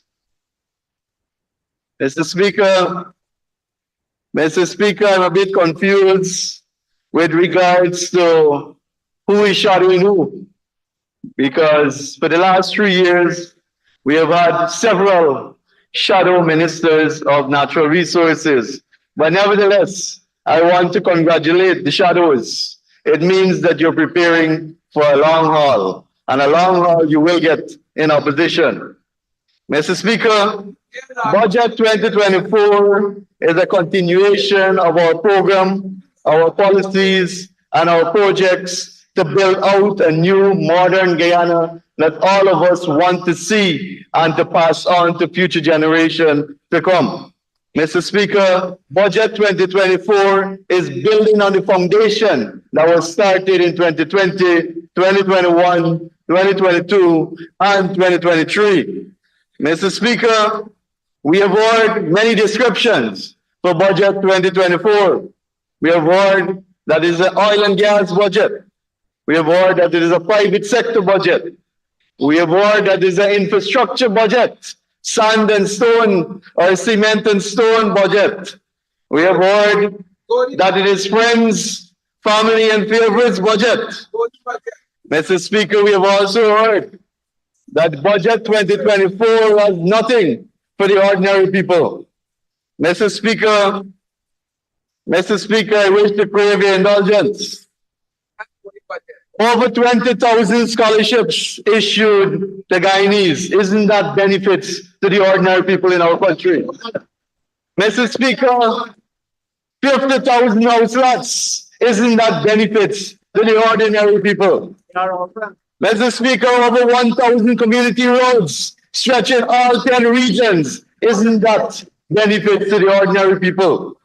Mr. Speaker, the creation of over 50,000 jobs. Isn't that benefit to the ordinary people? As a matter of fact, Mr. Speaker, I heard one honorable member said we're not doing anything to address unemployment in Guyana. It is obvious that that honorable member is divorced from the reality of what is happening in our country. As a matter of fact, today we have a shortage of labor. That is one of our biggest issues in most of the sectors, including mining, including the forestry sector. And yet, an honorable member will come here and say, we are doing nothing to address unemployment. If we are spending billions on infrastructure, isn't that creating employment? Isn't that creating benefits for the ordinary people? Oh, don't kill themselves. The Honorable Ramjitan spoke about infrastructure this morning, but he only highlighted the contractors. What about the people who will be employed by the contractors? What about the people who provide the goods and services? What about the people who will do the surveys? What about the people who will give the services? The engineers, the draftsmen. It has trickle-down effects, Mr. Speaker, and these are all benefits for the ordinary Guyanese. Mr. Speaker, 12 new hospitals across all the regions in Guyana. Isn't that benefit to the ordinary people? Mr. Speaker, all the new highways being built out to alleviate the traffic congestion because of the amount of vehicles being registered in our country every single day. Mr. Speaker, and that by itself speaks to the development that is taking place across our country and the confidence that people have in the economy and the country and the government, Mr. Speaker. Mr. Speaker, at one time, we were struggling to register 9,999 vehicles in a year. Now we are registering over 30,000 vehicles in 1 year, Mr. Speaker. That is development. That is development. Mr. Speaker, an ordinary person can afford to purchase a motor car, not only for themselves, but for their children attending universities. Today, that is possible under the People's Progressive Party civic government. Mr. Speaker, the new Demerara Bridge, the bridge to Suriname, the Linden Highway, wouldn't that benefit the ordinary people, Mr. Speaker? Are we so divorced from reality that we don't see the development taking place across the country, where every single Guyanese is included in the developmental agenda of our government? Mr. Speaker, we should not come to the National Assembly only to gain cheap political points by misleading people. Mr. Speaker. Mr. Speaker, our sports ground and a new stadium being built, wouldn't that benefit ordinary Guyanese? Mr. Speaker, the training college being built at Port Moran, the Guyana Technical Training College, which will be specialized in oil and gas training and hospitality, wouldn't that benefit the ordinary people? The 20,000 gold scholarships, wouldn't that benefit the ordinary people, Mr. Speaker? The many training that is being done by the Board of Industrial Training, isn't that benefiting the ordinary Guyanese people? Mr. Speaker, our students cash grant. And we have our students here. The honorable member, Mr. Henry, broke it down. I don't know how is it that he did his maths, but as usual, there is always an issue with maths. But he broke it down that the government is only giving X amount to the students of this country every day. But what did your government do to the children of this country? You talk about the cash grant. You talk about the cash grant. You took back the cash grant from the children of this country. We made a promise that we are going to reinstate the cash grant, and not only reinstate it, but we are going to double it by the end of our fourth term in government. And we are well on our way to achieving that target, Mr. Speaker. In 2024, every single school child, whether in private school or public school, will receive $45,000, Mr. Speaker. And their ordinary Guyanese, and their parents ordinary Guyanese, Mr. Speaker. So how is it that we can come here and say that budget 2024 will not benefit the ordinary people of this country, Mr. Speaker? Mr. Speaker, the CSO program. We heard the honorable member Vincent Henry speaking on the CSO program. And if I was in this position, I would stay away from certain topics or certain sectors, because it is your government. It is your government that sent home almost 2,000 young Amerindians, CSO officers in the hinterland regions. Your government did that, your government did that. Mr. Speaker, today we have re-employed over 2,500 CSOs assisting with community development across the hinterland communities in this country. Mr. Speaker, Guyana is probably one of the few countries in the world that there is no tax on fuel. That there is absolutely no tax on fuel for about 2 years now. And we heard Minister Ashley saying it will remain that way. Isn't that a measure to curb cost of living? Isn't that a measure that will incentivize the mining sector, the agriculture sector, the forestry sector, the transportation sector? Mr. Speaker, that single incentive or measure will boost the economic activities in almost every single sector in our country. Mr. Speaker, the reinstatement of the joint services bonus. And we love to speak so much about the joint services. But you took away the bonus from the joint services. We reinstated that. Mr. Speaker.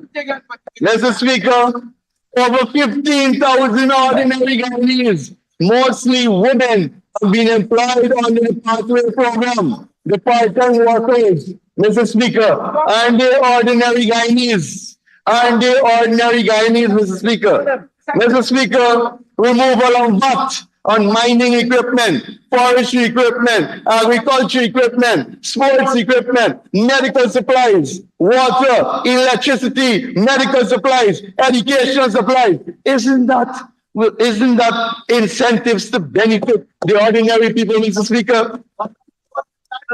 Mr. Speaker, increasing the NIS payment from 35,000 to 43,000, wouldn't that benefit the ordinary person, Mr. Speaker?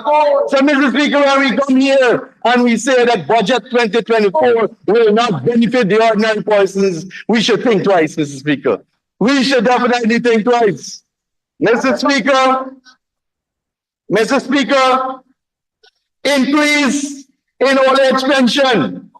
And we have heard from the opposition, it's a measly $3,000 that we are giving our pension. But Mr. Speaker, if I can take you back, take us to your ministry. To 2016, when the APN UAFC was in government, the old age pension increased from 17,000 to 18,200. That is an increase of $1,200, Mr. Speaker. And it's not done there. Mr. Speaker, in 2017, the old age pension increased by $18,000 to $19,000, an increase of $1,000. And we're not done there, Mr. Speaker. In 2018, the old age pension increased from $19,000 to $19,500. $500 increase. $500 increase, Mr. Speaker. $500 increase, Mr. Speaker. And today you come here, today you come to the National Assembly and you condemn the increase given by the PPP survey government. When you were giving pensioners $500, when you were giving pensioners $500 increase, and you speak about oil money, and you speak about oil money.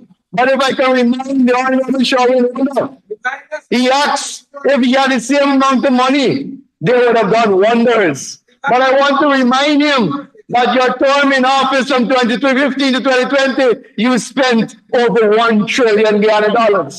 What did you do? Where are the results? Point us to a project so that we can go and say, yes, this is how Guyanese benefited. Tell us what you did so that we can say, yes, the $1 trillion was well spent. But what I can reassure you is that when we come back here a year from now, we can point you in the direction where we have spent the $1 trillion and how Guyanese would have benefited from it. I can assure you that. Mr. Speaker, the threshold has been increased to $100,000. It simply means, Mr. Speaker, that 13,000 ordinary Guyanese will no longer be paying PAYE. That is what it simply means, Mr. Speaker. It means more disposable income in the pockets of our ordinary Guyanese. Mr. Speaker, added to that is a 6.5 increase retroactive in 2023. But Mr. Speaker, the opposition has only brought forward one recommendation to assist workers, and that is to increase salaries. But Mr. Speaker, it is not only about increasing salaries, because we are doing that, but we have put measures into the budget to ensure that people save, that people have more disposable income in their pockets. That's right. And also we are working on projects that will cut the cost of living by reducing the cost of power generation in our country, Mr. Speaker. So, Mr. Speaker, when they speak of benefits not being trickled down to the ordinary Guyanese, Mr. Speaker, it is politicking. Mr. Speaker, we have heard from the last two speakers from the opposition some glorious words from 2015, 2020, and the vision. Mr. Speaker, we have heard about the APNU AFC vision. Mr. Speaker, I would like to inform the opposition that very APNU AFC vision, you got humiliated in 2016, you got humiliated in 2018, you lost the seat of government in 2020, and once yet you were trashed in 2023 local government with that very vision. So it is time that you rethink that vision, because the people cannot be fooled again. They are not buying your vision. It's only talks. We need to see action, Mr. Speaker. That is what the people of this country want to see. They want to see action. Mr. Speaker, it was also mentioned that we are raiding the Natural Resources Fund. We are raiding the Sovereign Wealth Fund. One other member, Mr. Ford, when he spoke yesterday morning, said that we took out the safeguards from the Natural Resources Fund Act so that we can squander oil money. Mr. Speaker, I want to say that the 2021 December Natural Resources Fund Act actually strengthened the transparency and accountability in how we manage the oil and gas revenue in this country. Mr. Speaker, previously it was left on the whims and fancies of the Minister of Finance to decide how much money should flow into the consolidated fund. We changed that. So that the minister will not sit and decide how much money, but there is a formula to determine every single year how much money will flow into the national budget. Mr. Speaker, we have an investment committee in place now. We have a board of directors to manage and to advise the policymakers. Mr. Speaker, further, There is only two ways. There is only two ways money can flow out of the Natural Resources Fund Act into the budget or can be spent. And those two ways, Mr. Speaker, is by way of the national budget. Is by way of the national budget. And any funds appropriated to the national budget, it must be examined and approved right here. And that is what we are doing right now. We are debating this week, and next week you will have the opportunity to ask all the questions that you want, and we will answer them. And we will answer them to show you how the money will be spent. Added to that, you have the sitting PSC chairman who will scrutinize that in the parliament. Mr. Speaker, we have safeguards to ensure that there is transparency and accountability, pure transparency and accountability in the sector. The other way, Mr. Speaker, money can flow from the Natural Resources Fund is if there's a national disaster or emergency. But if money are taken out for a national disaster emergency, it must be approved by the National Assembly. So in other words, Mr. Speaker, and to the people of this country, there is no way anyone can use money from the Natural Resources Fund without the approval of the National Assembly. That is what we strike. That is how we strengthen the Natural Resources Fund Act, Mr. Speaker. Because oil and gas can be a curse or it can be a blessing, and we all know that. Look around us at our neighboring countries, and you will see that. It is the prudent management of the sector. It is the prudent management of the sector and ensuring that there is proper accountability and transparency and ensuring that the benefits reaches every single Guyanese. That will bring us opportunities from the oil and gas sector, Mr. Speaker. Mr. Speaker, the previous speaker spoke glowingly about the respect for democracy. Really, this is the very opposition, Mr. Speaker.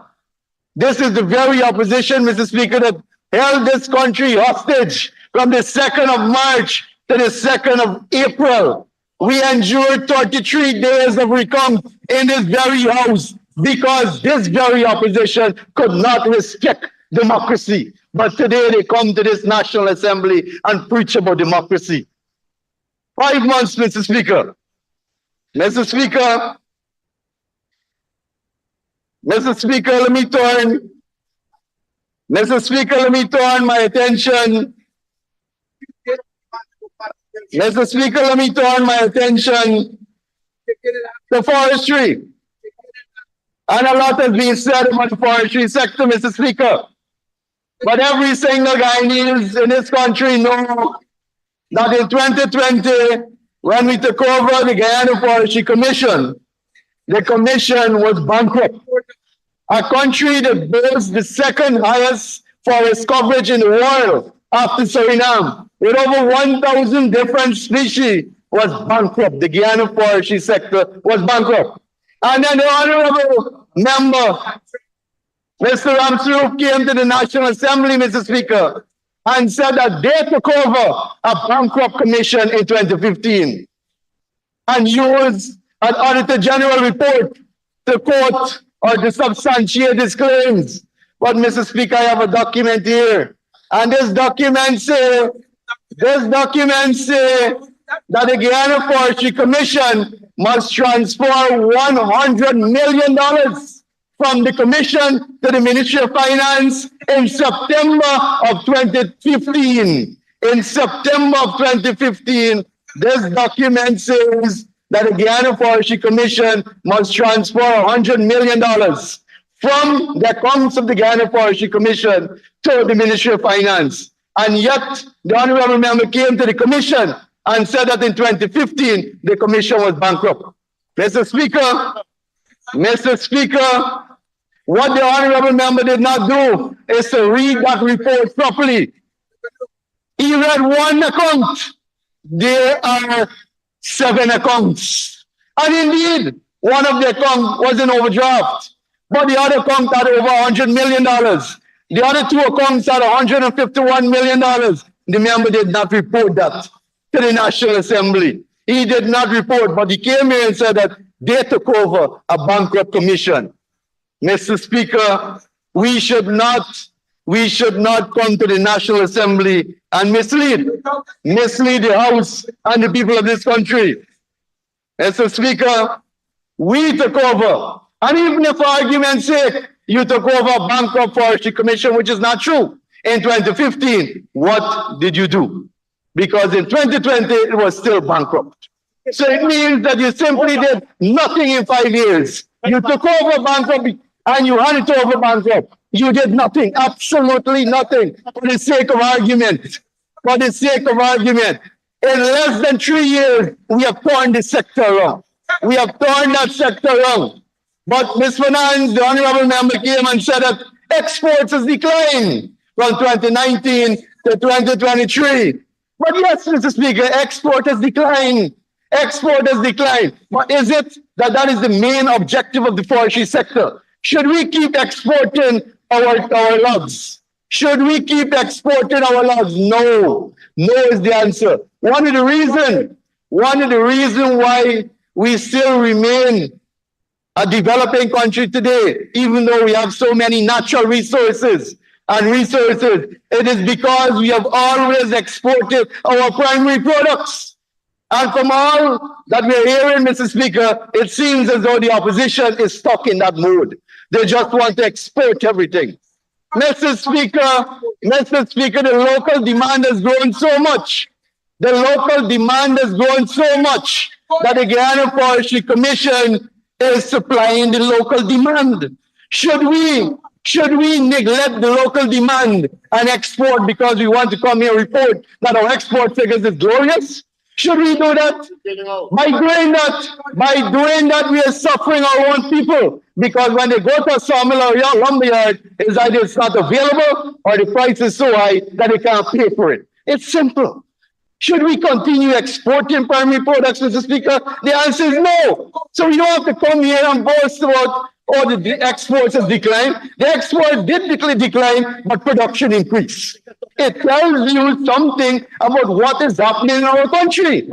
It tells you about the development that is taking place in our country. That is what it says. That is what it speaks to, the development that is taking place. And when the Honorable Sharon Walden spoke, he spoke about gold decline, bauxite decline. And when he reached the sand, and when he reached the aggregates, hold on, just so. When he reached the patience, when he reached stone and sand, he said that, oh, it is because of the increased demand. Now the increased demand didn't happen just like that, Mr. Speaker. You think the increased demand happened like magic?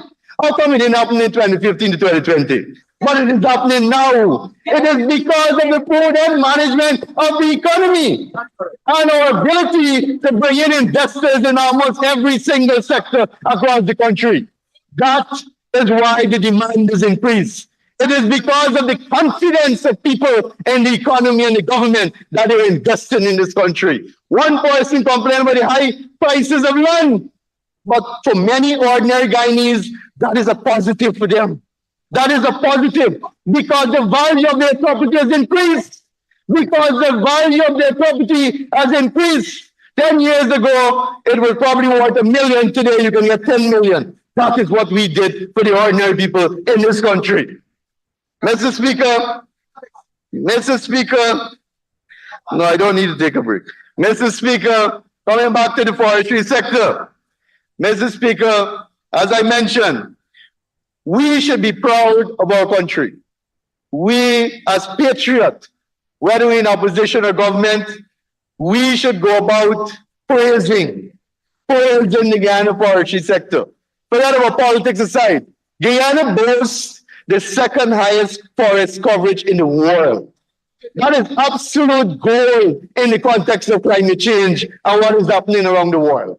86% of our country is covered in forest, second to Suriname only. We boast one of the lowest deforestation rates in the world. All of us should be proud of that. And not to criticize our exports will have decreased. We boast one of the lowest deforestation rate in the world among forested countries.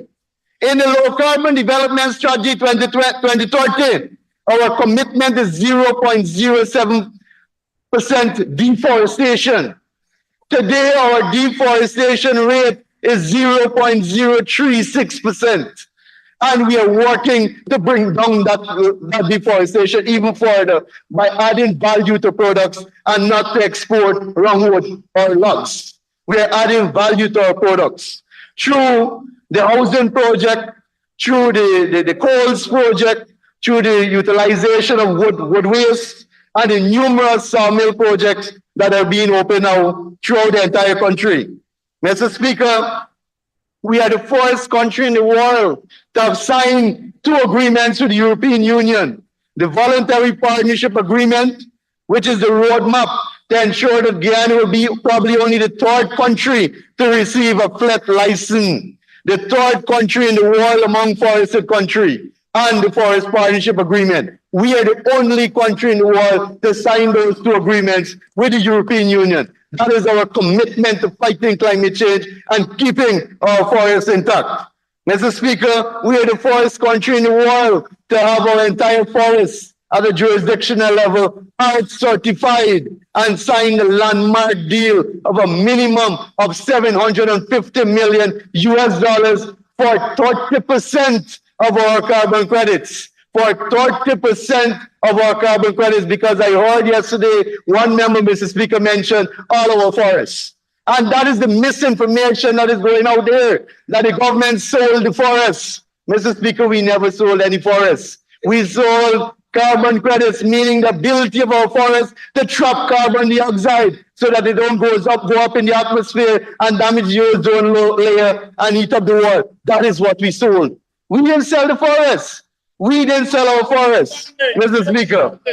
Mr. Speaker, the gentleman, the honorable member is right. We signed on to the Minamata Convention, and we did so because we care about the environment.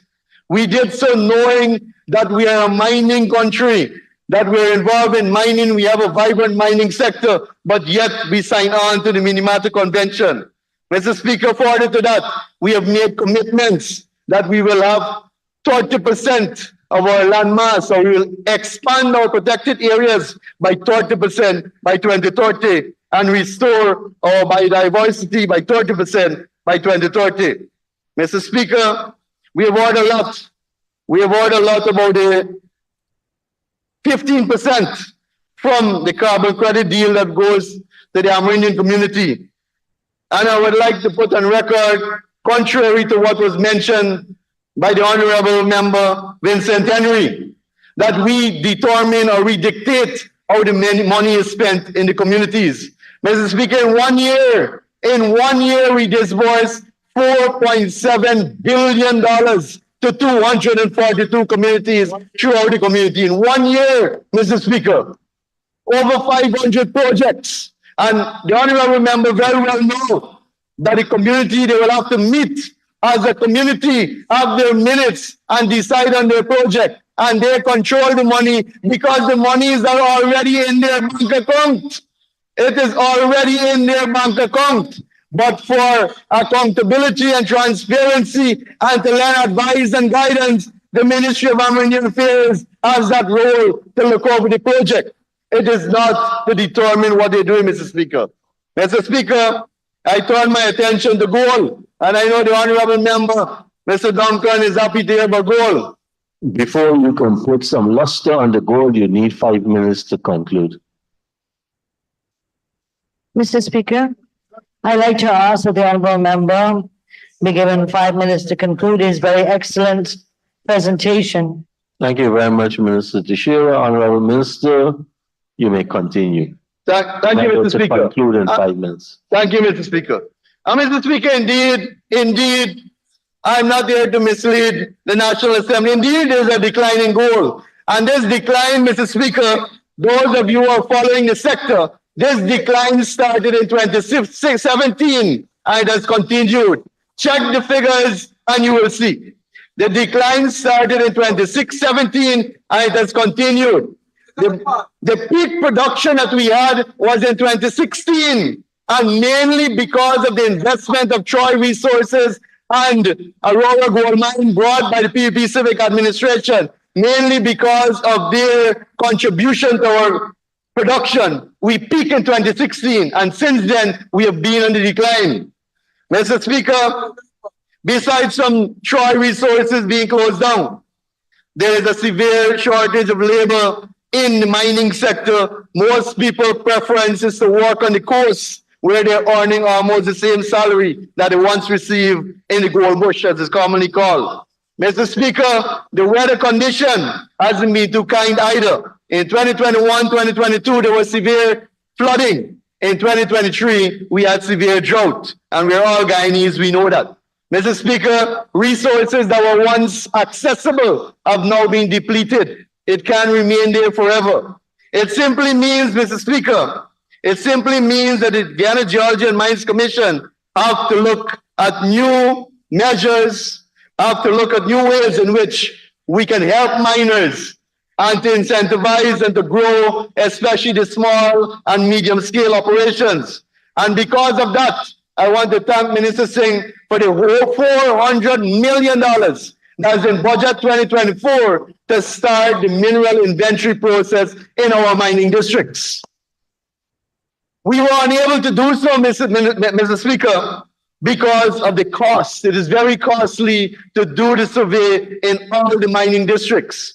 This budget, it is a start to do that mineral survey. So now we can allocate blocks and claims in a more informed manner, the same way in which we can do it in forestry because of the National Forest Inventory. Today, we are starting the mineral inventory so that we can allocate blocks in a more informed way, thereby also, Mr. Speaker, protecting our forests and keeping our deforestation rate low. Mr. Speaker, one of our large-scale gold company operating for the first year will start producing through its underground mine, very first one in the history of our country. Mr. Speaker, it is also important that as an agency, we open new areas. We make it accessible. We make lands accessible that we have done in the Troy Resources area, thereby giving 82 small Guyanese miners claims in that area, most of whom have already started their operations. Mr. Speaker, it is also on the cards, and I'm sure the honorable member will be happy to hear, that we have to work with the Amerindian communities to regularize mining activities in indigenous communities. That is definitely a priority for us. But Mr. Speaker, I am not worried because we have extensive exploration activity occurring in the Omai area, in the Marudi area, in Oko West, in Eagle Mountain in Region 8, in Torparo. These are all exploration ongoing right now. These are foreign investors that hold exploration license, and they've already discovered significant deposits of gold already. Because, Mr. Speaker, we have to continue as a country. It doesn't stop with us. It doesn't stop with us. Mr. Speaker, bauxite. It was mentioned that the decline of bauxite started under our government and that the export has reduced significantly from 2019 to 2023. Well, Mr. Speaker, the APNU AFC government contributed to that. You chase Russell out. You manage the industrial action between Russell and the workers wrongfully and woefully. 1,200 persons lost their jobs. Mr. Speaker, in my final minutes, I want to say that in 2024 too, we will be focusing a lot on critical minerals. Critical minerals, especially minerals like lithium, that is needed for the transition to renewable energy. Mr. Speaker, in closing, I want to say that the year 2024 will see an increase of 45.7% in production in the oil and gas sector, especially with our third FPSO Prosperity moving towards full production in maybe a month or two from today. We will have 3 FPSO producing at maximum capacity, giving us almost 650,000 barrels of oil per day. Mr. Speaker, we are also in the process of approving the 6th project, the Whiptail project, which will take us to almost 850,000, 900,000 barrels by 2025, 2026. So, Mr. Speaker, the future for us looks bright. And I want to say that to all Guyanese, that budget 2024 is continuing the foundation that is laid for a new, modern, prosperous Guyana for every single citizen of our beautiful country. Thank you. Thank you, Honorable Minister. And now for the Honorable Member, Ms. Tabitha Sarabo Hali.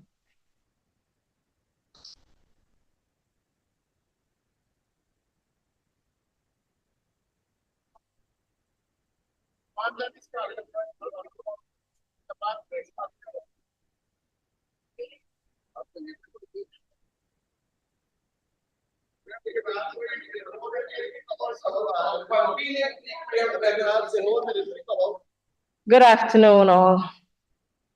I must say to the member that went before me that I did not agree with everything that you said, but I think you did an excellent job, and I must commend you on your presentation. You focus primarily on your portfolio, and you're able to get the people to understand what is happening in your portfolio and where it is that you intend to go in this year. So kudos to you.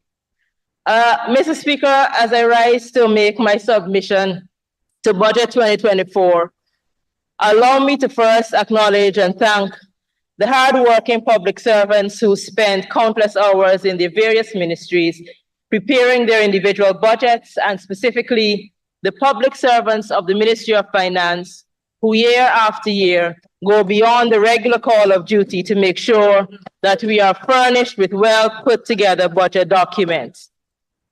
I want to assure those hardworking public servants that under an APNU AFC government, we will ensure that the appreciation of your hard work is significantly reflected in the budget allocations and not in photo ops posted to social media.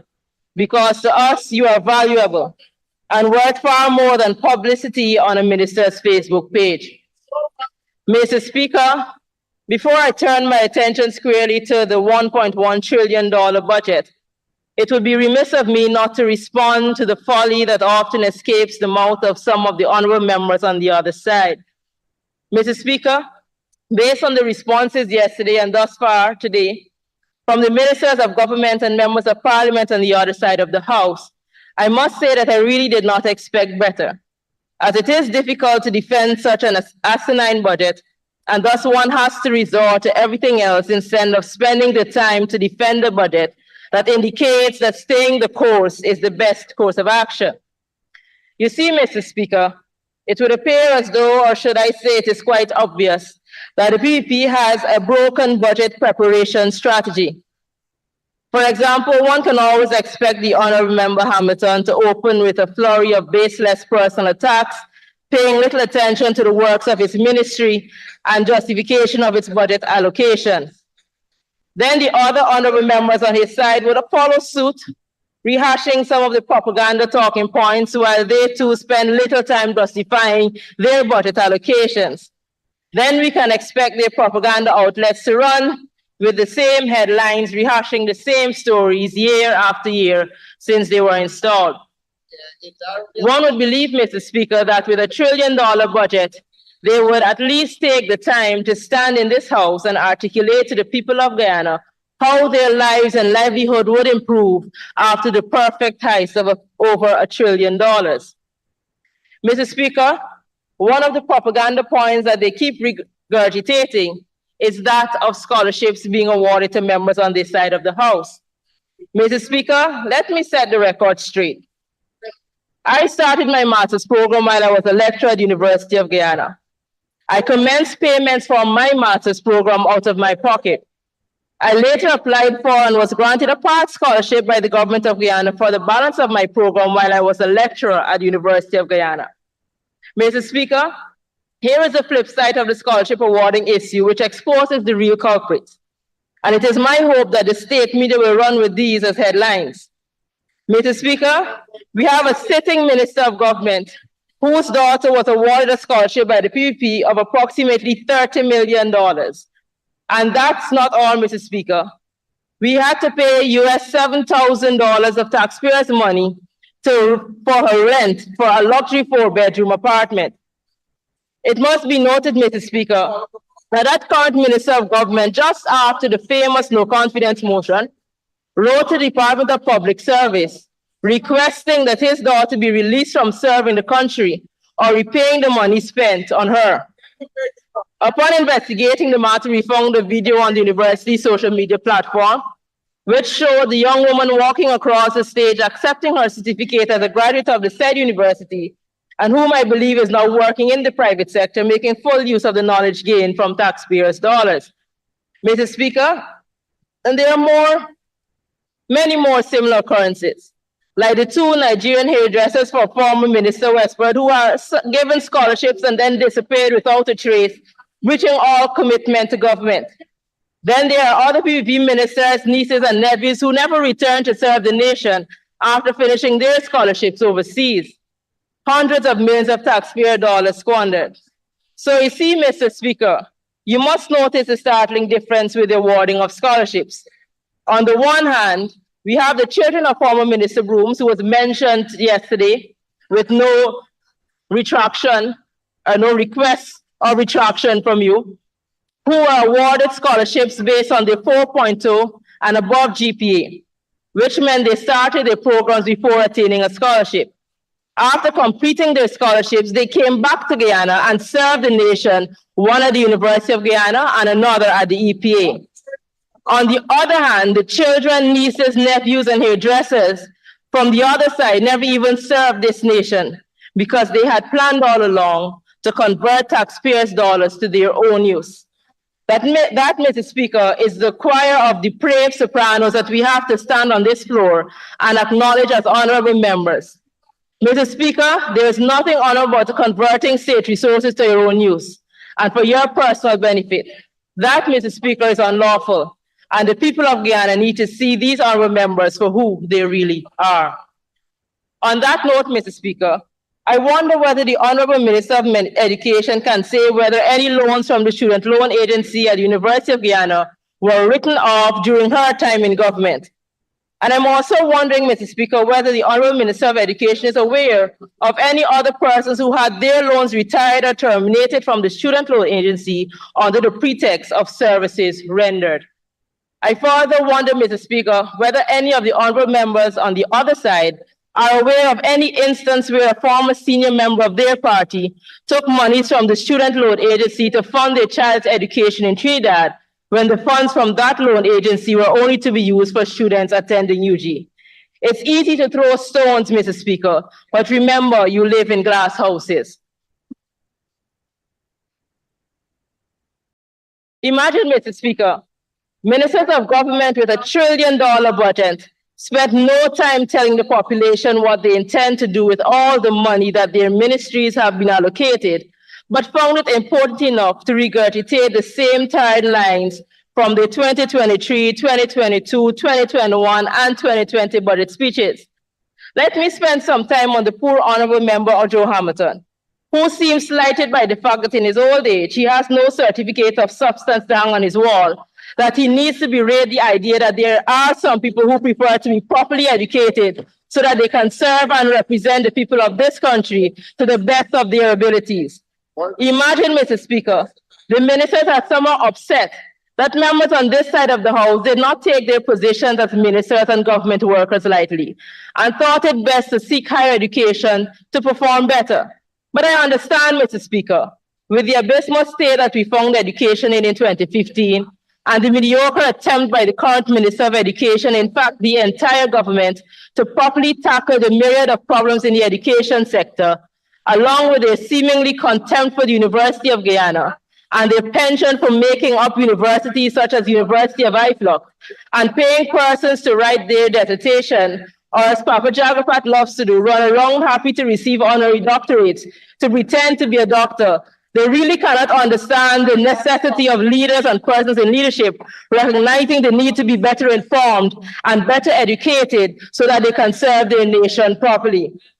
And as coined so eloquently by my colleague, that what we have are a group of one-subject CXCs frowning upon persons choosing to get a better education. But I cannot blame them, Mr. Speaker, because how exactly can you expect anything of substance as empty vessels always make the loudest noises? While it may appear funny, we are really in a sad place as a country, and we must demand more from those who seek to lead us. A $1 trillion budget, and not one of the ministers, not the Minister of Labor, not the minister in the Ministry of Public Works, not the minister within the Ministry of Local Government, not the Minister of Education, not the Minister of Foreign Affairs, spent more than 10 minutes of their 35 minutes allotted time speaking to their portfolio. This must be seen as a travesty, and we must demand more. But then, how can we get substance from a group who seem intent on wallowing in the gutter, intent on bringing their lack of home training on full display for the world to see? As I pivot to my response to Budget 2024, Mr. Speaker, I would like to say to our public servants who work in every county, in every region, in every town, every NDC and indigenous village, that we on this side of the House are paying attention. We hear your concerns. We understand your plight. From those, Mr. Speaker, who are forced to compromise themselves just to ensure they do not lose their jobs and meager salaries, to those, Mr. Speaker, who are forced to participate in activities outside of their job description so that the government could pretend that people are interested in their activities and events, to those public servants who have to work in an environment subjected to ridicule and to belittling by persons in charge, and to those public servants who have chosen to leave our shores with all of their skills because they had to choose between being able to better take care of their families over love of country. We want them to know that we see them, we commiserate with them, and we understand their struggle. As one of our most prominent lawyers would say, better must come, and better will come, Mr. Speaker, when we get rid of this blight upon our nation. Imagine, Mr. Speaker, the government chose to blame a British journalist because our professional public servants are choosing to leave their poor working conditions, poor salaries and poor allowances and benefits, and very little room for redress for better paying jobs, better paying salaries and working conditions in other parts of the world. The journalist simply stated, and I quote, "We've heard a lot from the people of Guyana that we have been speaking to over the last couple of days, that this is the country with the fastest growing economy in the world. And yet a lot of them say they are yet to notice it. What do you say to that?" An open-ended question, Mr. Speaker, that would allow anyone to properly respond, citing their vision and work program. Instead, what we saw was what we have now become accustomed to by this administration: total arrogance and lacking anything of substance. The response was, and I quote, "Right now, you are taking our nurses, you are taking our medical workers, you are taking our teachers. Why are you taking them? Why don't you train your own? If our nurses are so good, why don't you pay us for training them for you?" I have three major issues with this statement, Mr. Speaker. One, it assumes that our professional public servants who chose to leave did not have a say in their departure, but that somehow England and other countries came here and took our citizens. It belittles and dehumanizes our professionals in the most condescending manner, as though they have no agency. Second, it suggests that this government is not culpable at all for our trained public servants leaving. They have absolved themselves of any responsibility to the fact that hundreds of our teachers, nurses, doctors are choosing to leave the public service to find better employment in the private sector. To suggest that England should pay the government for training Guyanese workers again speaks to the thinking of the administration. Instead of sitting down and having discussions with the various unions and representatives of public servants to determine a way forward that would see our limited professionals remain, the myopic nature of this administration only allows them to pivot to focus on how much money they can get from another country because our citizens are choosing to go there. The reality, Mr. Speaker, that people are leaving because the PPP government is not treating them as human beings who deserve to be able to look after their families and themselves from livable salaries. They are leaving because the PPP government does not think they deserve a livable wage, adequate allowances, and benefits. Mr. Speaker, When a foreign country can decide to take a professional and their entire family in because the professional has the skill that they need, and also choose to provide training to the spouse of the professional so they too can find suitable employment, it should cause this government or any government to concede that you are choosing not to adequately compensate and treat our professionals with the dignity they deserve is to your own detriment. As this has led to you training for exploitation, it has led to you allowing the reduction of your professional capacity in all sectors, and it has led to you having no proper policies and plans to ensure that your human capital stay in the country. Mr. Speaker, somehow the administration has decided to push its head in the sand and ignore the fact that it does not matter how many schools, hospitals, and government buildings you build. If you do not have adequate human resources, then it is all for naught. The administration has decided to push its head in the sand, Mr. Speaker, and ignore that their governance and ideological model is negatively affecting the majority of persons in the country that you are attempting to lead.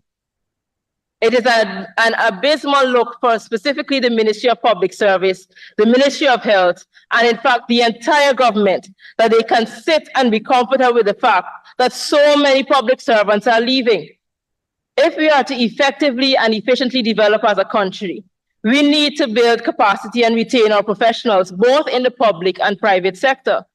It makes no sense to boast about how many people are coming into your country, as the minister with responsibility for finance was doing last Monday, when those same planes are taking hundreds of your citizens out of our country to greener pastures. People are fleeing due to the PPP's government's inability to lead properly, their inability to ensure that we retain our professionals and put the most vulnerable and the most needy first. However, Mr. Speaker, there may be another reason. On September 30th, 2023, a Starbucks News editorial titled, "Why Not Privatize Everything?" began by saying the following: "The signs have been clear since the first days of this administration. The privatization of public services is a policy. It is a path Guyana has been heading down for several decades as part of a laissez-faire approach to governance, a reverence for free market capitalism, and a tacit acknowledgement that successive administrations are plain incompetent at actually running stuff. Now it is being actively encouraged, and we are seeing the full side effect of this approach in our everyday lives."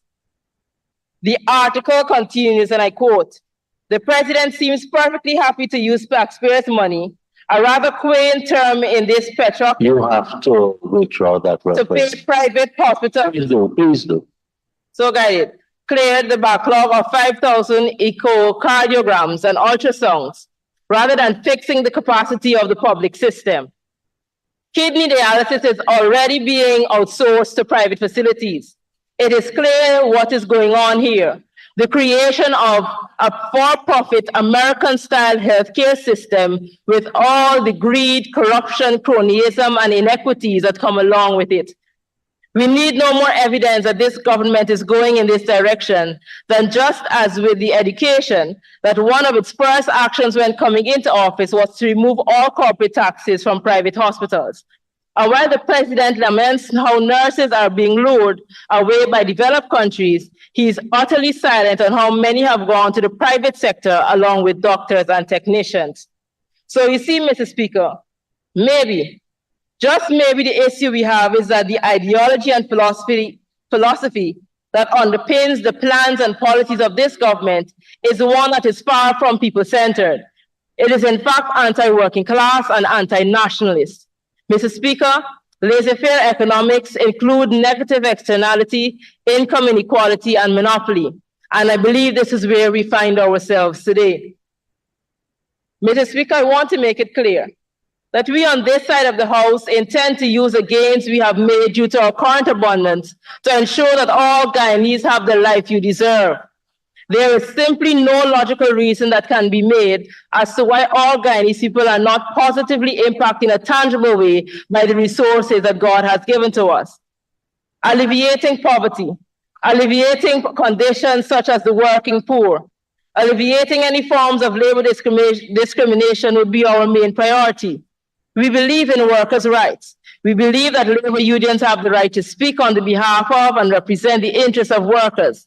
And we believe that there is no reason why, whether in the public service or in the private sector, employees should in 2024 not be able to feed their families and live comfortably. Imagine, Mr. Speaker, members of the nursing fraternity chose to show their discontent by staging industrial action, and somehow the collective wisdom of the Minister of Labor, the Minister of Legal Affairs, and the Vice President interpreted those actions as worthy of disciplinary action, vis-a-vis taking away their salaries. The response by the Minister of Labor and others who advised him on the best way to respond to nurses would send a signal to the entire nursing fraternity that they must condone and tolerate sexual harassment and disrespect by their supervisors in the workplace with no redress. How can any labor minister and attorney general sit and determine that industrial action is unlawful enough to go to court to defend it, and then state after the court ruled that the deductions from the salaries of the employees of the Ministry of Health were unlawful, that they will repeal the decision? It is no wonder that our nurses are choosing to leave. Mr. Speaker, in my previous budgets, I spoke at length about what is required to professionalize the public service. In 2022, I highlighted the obvious, that the then Minister of Public Service had no clue what was expected of her and what she should be doing as Minister of Public Service to better the lives of public servants. This is now evident in the fact that she has quickly chosen to leave the ministry to head another. It is my hope that she fares better at this new ministry. I again call on the new minister, who has responsibility for the public service, to initiate actions to promote and enforce a depoliticized, meritocratic, efficient, and citizen-oriented service through public service regulations and code of conduct, performance management, and rationalized, fair, and consistent pay structures associated with written job descriptions. I must note that they have begun to do the latter. Mr. Speaker, as I turn to labor, it must be reported that in Guyana, there are about 275,000 individuals in the working age population, but the actual labor force is considerably smaller. We as a country recorded the second lowest labor force participation rate in the region, standing at approximately 60.4% in 2020. It is thus imperative for the government to guarantee that the Guyanese workforce receives substantial training for those lacking skills, retaining for individuals whose skills may not align with economic demands, and upskilling for those with skills but facing challenges in an increasingly competitive environment. I heard the Minister of Labor wax lyrical about the training program at the Board of Industrial Training. While it is quite commendable that they are attempting to train all citizens, the question that I have been asking since the conceptualization of GOAL and now GROW, and also what is happening at BIT, is what data is being utilized to determine the areas in which persons should be trained, and what mechanisms are in place to ensure that there is as close as possible to 100% retention. Mr. Speaker, I was surprised that even the Minister of Foreign Affairs found time to speak glowingly about the GOAL program. But this program, just like the BIT program and most other programs conceptualized by the PPP, go without a most important component: monitoring and evaluation. I am convinced that no one in the PPP likes to hear those words, because monitoring and evaluation of projects would give you more information than the PPP require or desire. They are anti-education, anti-feasibility studies, and anti-monitoring and evaluation. Mr. Speaker, no government interested in proper planning and proper use of our country's resources would shy away from any mechanism that would ensure that the outcomes expected are actually achieved. Is there any data that shows the retention rate of persons in the BIT program and the GOAL program? Is there any data that shows the completion rate of the students in their program? Is there any data that show how many persons have been able to gain employment with their new learned skills or knowledge? Mr. Speaker, on July 13, 2023, I submitted a number of questions to the House for some questions to the Minister of Labor to determine what data was being used to make certain that decisions being made in relation to growing, training, and adequately preparing our labor force are being made using sound data. Mr. Speaker, the questions I asked included the following. Can the Honourable Minister inform the House whether the Ministry of Labour has conducted a skills gap analysis of the local market at any time between 2020 and June 16, 2023? As I attempted to ask a specific question, Mr. Speaker, can the Honourable Minister further state why the Ministry of Labour has established and implemented the Labour Market Information System? It appeared that for some reason, the Speaker forgot the cap he was supposed to be wearing and decided he needed to be a part of the question answering segment by stating the following. I made a comment on 2 interventions about arming ourselves with the facts. The Speaker of this House further stated, this is not an insinuation, this is a matter of fact. Labor market information systems have existed for decades in this country by law, and annually it is done. I am speaking as an authority having served in this ministry. However, during the budget debate, the minister within the Ministry of the Presidency with responsibility for finance stated, and I quote, the government will develop an integrated labor market information system that is user-friendly and easily accessible.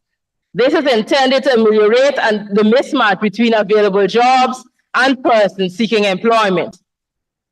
Further to that, Mr. Speaker, the 2022 audit report highlighted that 1.9 million was budgeted in 2022 for the Labor Market Information System Commission, but the Labor Market Information System Commission was not functioning during that period, so the subvention could not be released. So, Mr. Speaker, I would leave you to deduce whether the basis for my question was valid.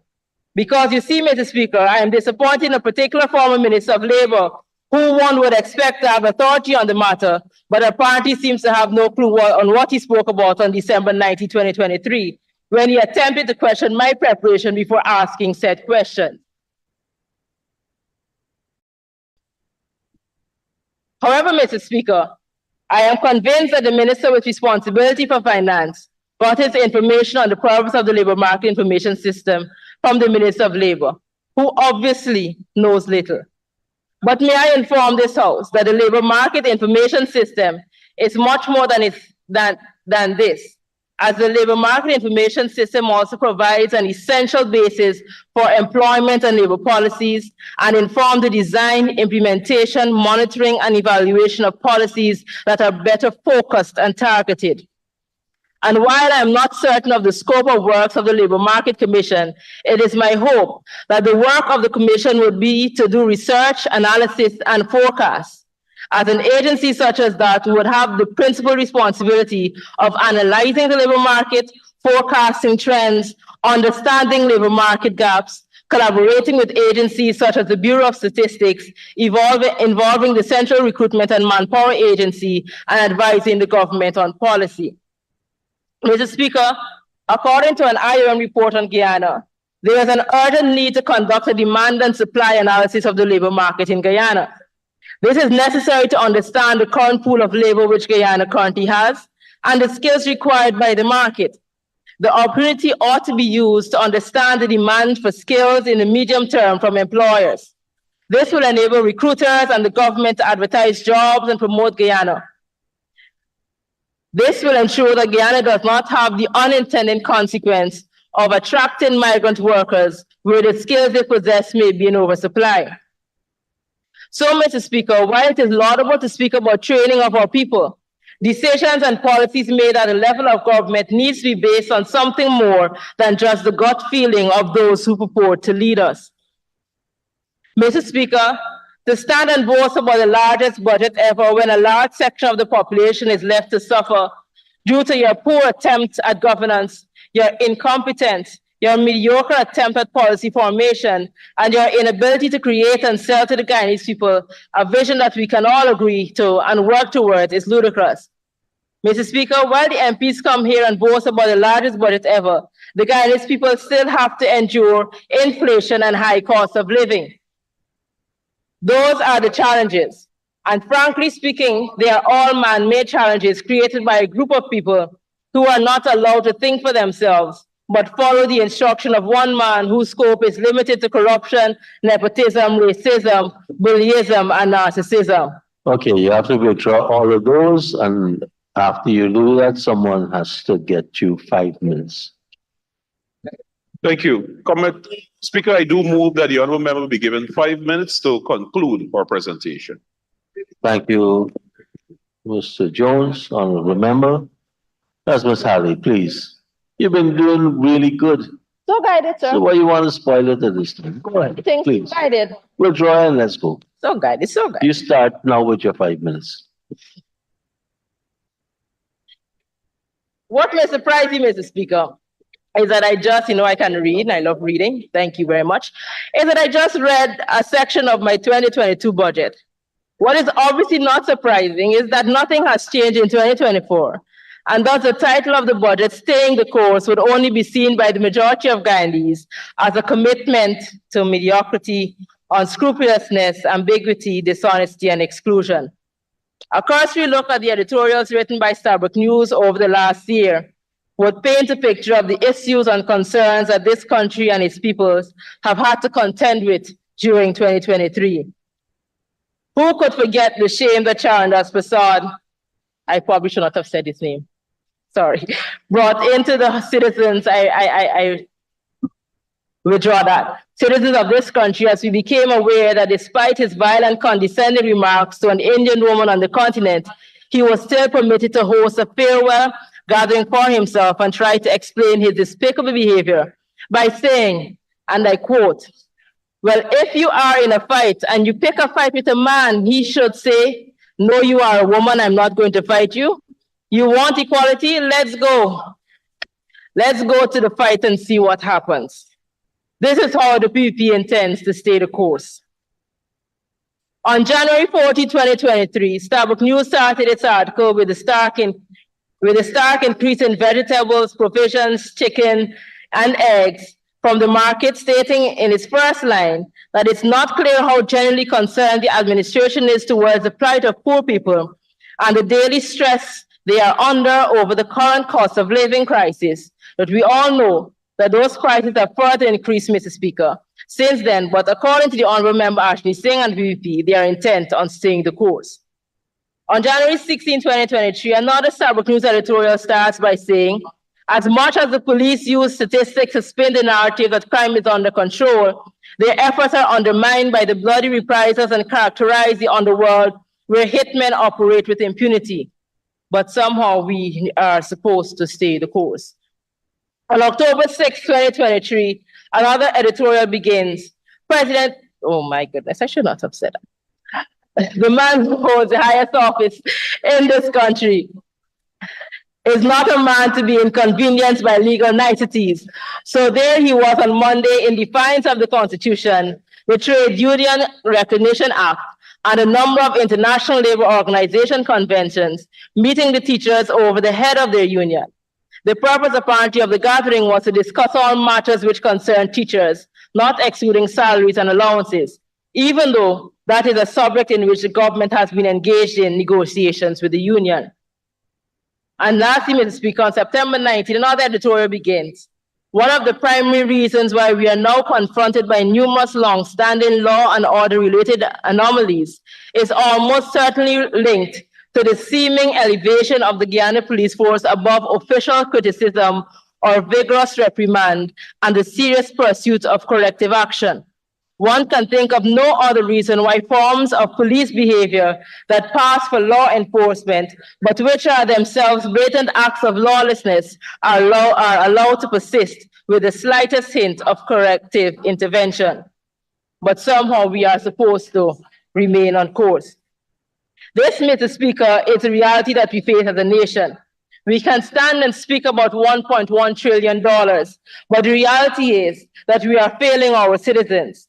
Most of the social ills in our society is increasing. The four horsemen sat around the coffee table and thought that staying the course is the best way to go. Mr. Speaker, I will end with Proverbs 3:27-30. Withhold not good from them to whom it is due, when it is in the power of thine hand to do it. Say not unto thy neighbor, go and come again, and tomorrow I will give thee, when thou hast it by thee. Devise not evil against thy neighbor, seeing he dwelleth securely by thee.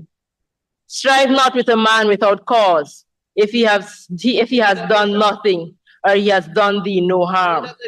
The people of this country are crying out, and the PPP has decided to stay the course. Yes. Thank you very much, Honorable Member. And now for the Honorable Minister of Local Government and Regional Development, the Honorable Sonia Pearl. Mr. Speaker,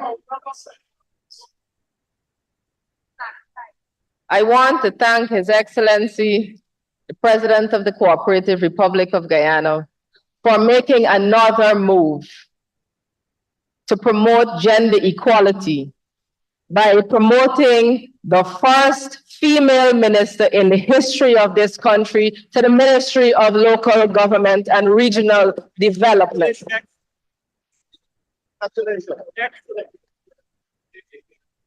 I am proud to stand here in defense of yet another bold, people-centered budget. And of course, I cannot stand here without commending my colleague, the Honorable Dr. Ashni Singh, Minister of Finance and now Public Service as well. Congratulations to you too, sir, and your team for once again presenting at such an incredible financial plan, one that supports and maintains our standing as the world's fastest growing economy. It is truly a roadmap to prosperity, and it comes as absolutely no surprise to most Guyanese that members of the APNU AFC are incapable of understanding or comprehending what a budget like this means and how much it will propel this nation and impact the lives of all Guyanese in the most meaningful way. From the presentations that preceded me earlier today as well as yesterday, it is clear that the honorable members did not take the time to even read, much less assess these allocations and the benefits it will bring to our people. But even before I get into the allocations and the specific sectors, I want to refer to certain comments and statements that were made by several members of the opposition in their own speech. And I will start with the Honorable Mahipal. The Honorable Mahipal, in true fashion and true like nature, came to the podium not to make a meaningful contribution to this country in relation to the budget, but to personally attack, as he always does, members of the government on this side of the house. However, I would like to say to the honorable member that I am most privileged and honored to be working with the Honorable Anand Prasad in the Ministry of Local Government and Regional Development. I would also like to say, in the not so distant past, it was this honorable member who continuously come in this house and talk about friends, families, and cronies, and favorites, and whatever else you want to call it, whatever other F you want to call it, whatever what else you want to call it, you stood there and you made those statements, but not so in a not so distant past. The honorable member, Mr. Mahipal, was placed on leave for an internal audit to be done for funds that were taken without authorization from the University of Guyana, the UGSS funds. And several articles in the newspapers carried that he admitted to that. This is a member, and I can see why now, the opposition would take the Honorable Mahipal and place him on the PSC because he would know what to look for on the PSC because he's been there, done that. But that's not all. That's not all. The honorable member, and I want to tell this honorable house for the first time probably, and the nation for the first time probably. So after 5 months of holding up this entire country, digging their fingernails into the threads of power, trying to hold on while the people suffer out there, His Excellency was sworn in on the 2nd of August, 2020. And lo and behold, Mr. Speaker, the ministers were not yet sworn in to government. So the ministers of housing were not sworn in yet in government. The administration was still being controlled by the previous government. And on that morning of the 3rd of August, 2020, the Honorable Mahipal, early that morning, Mr. Speaker, hurriedly was given a application letter Honorable for a Minister, house lot. I have the honorable member, Ms. Ferguson, rising. Thank you very much, Mr. Speaker. Mr. Speaker, I stand on the point of clarification, standing order 41. With regards to the comments, A point of clarification. yes, I have. point of order, sir. Yes. Sorry. Point of order, clarification. The second section would be clarification, right? I have to get the honorable person on the floor to yield to you. So I have to ask her if she will yield to you on this point of clarification. Mr. Speaker, that's a rhetorical question for me. Obviously not. Obviously not. Honorable Member Ms. Ferguson, you'll have to take your. So, Honorable Minister, go ahead. Perspective. Thank you very much, Mr. Speaker. Let's get this into perspective.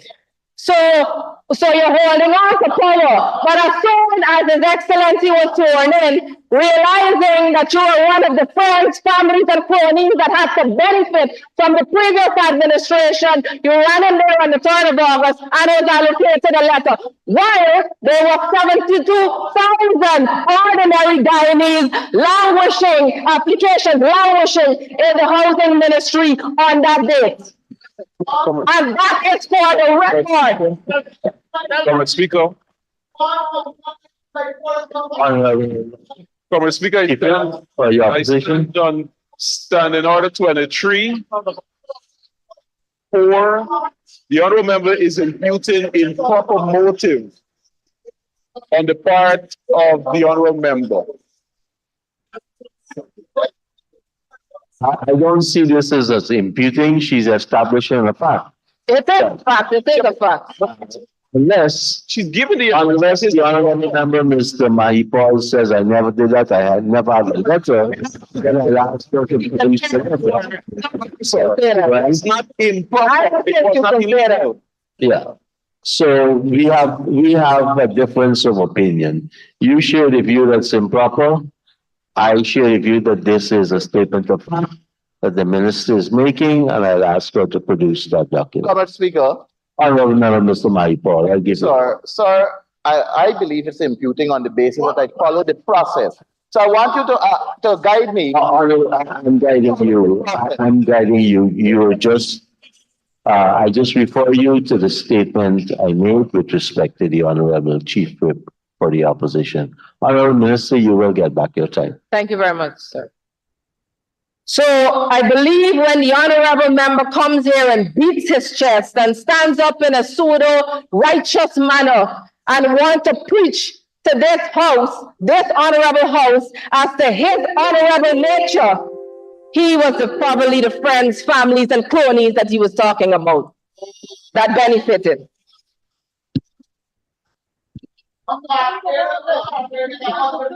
Mr. Speaker, Mr. Mahi Paul, the honorable member, was not the only one to benefit from a house that in a very short space of time, while they still had 72,000 applications sitting in the Ministry of Housing because of the lack of a proper structure and strategy for a housing drive in this country. The honorable member who stood here and also accused the government, the previous speaker, the honorable member, Ms. Tabitha Sarabo-Hali, who's now walking out of the dome, spoke earlier about if she didn't do this and she took a scholarship and whatever not. Also one of those persons to benefit within a month of applying for a house lot. Within 1 month of applying for a house lot. And they come to this unstable house and push their hands as if they're going to beat you because you want to state a fact. But Mr. Speaker, given the way that the Guyanese people stood up after the March 2nd, 2020 election against the rivers of this country, I know Guyanese are resilient and they will not take the nonsense that they've taken before. Speaker. Thank you very much, Mr. Speaker. Thank you very much, Mr. Speaker. Mr. Speaker, I rise and stand in order for to 1.3 content of speeches. For to 1.3 states, it shall be out of order to attempt to reconsider any specific question. No, sorry, for to 1.2, sir. Sorry, for to 1.2. This is what it is saying. Reference shall not be made to any matter which is sub judice in such a way as might, in the opinion of the chair, prejudice the interests of parties thereto. Mr. Speaker, throughout these debates, I've been hearing honorable members. You're dealing with a particular issue, a matter that is sub judice, you're raising on a point of order. Yes, sir. I just want to ask which matter that is sub judice that the honorable minister just mentioned. Mr. Chair, Mr. Speaker, it has to do with any matter concerning the rigging of elections. Apparently, we may have been sitting in two different chambers. I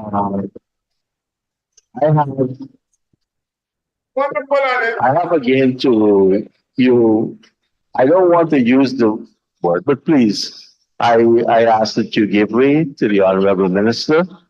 And we've been going good since a discussion with the two chief whips. Thank you. Honorable Miss Minister, please. Honorable member, honorable minister in the Ministry of Housing.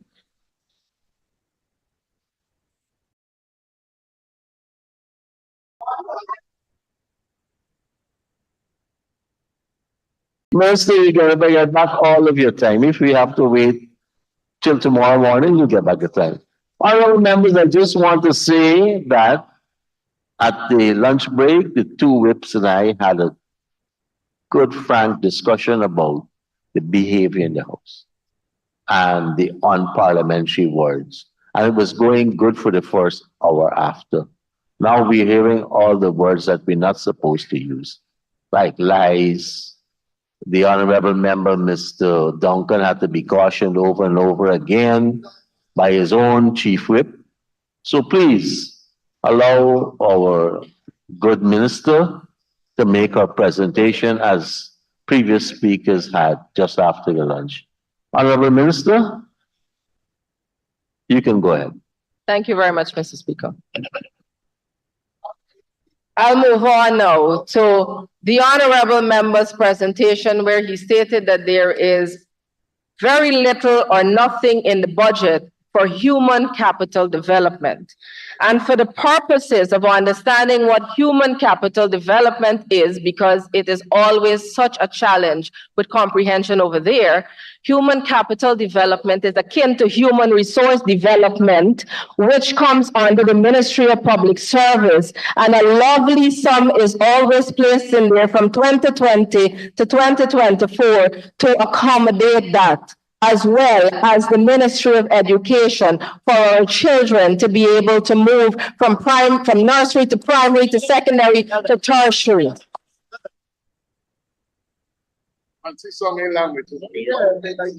The honorable member, Mr. Kemraj Ramjatan, this morning stated, and I don't know if it was an oversight or it was a lack of sight or it was a lack of paying attention or it was just a mistake.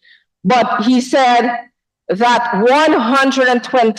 a meager sum of $121 billion is placed in the budget for wages, pensions, and public assistance. But I don't think, and I said this before, the honorable members are clearly not looking at this budget. They're clearly not taking the time to assess the allocations or understand what they're there for. $121 billion is for the wages bill alone. $49 billion is there for public assistance and pension, which is targeted towards the vulnerable, making this budget a people-centered budget, something you never had from 2015 to 2020, so you cannot understand the concept.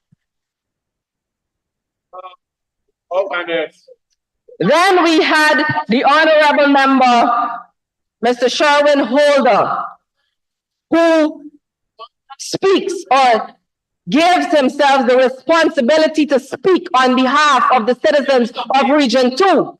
And he came here and he talked about how no roads are being done and roads placed in the budget for 4 years and now they're being done. But let me give, for the benefit of the House to understand and the people of this nation to understand, let me give the statistics of the community roads that were done in Region number 2.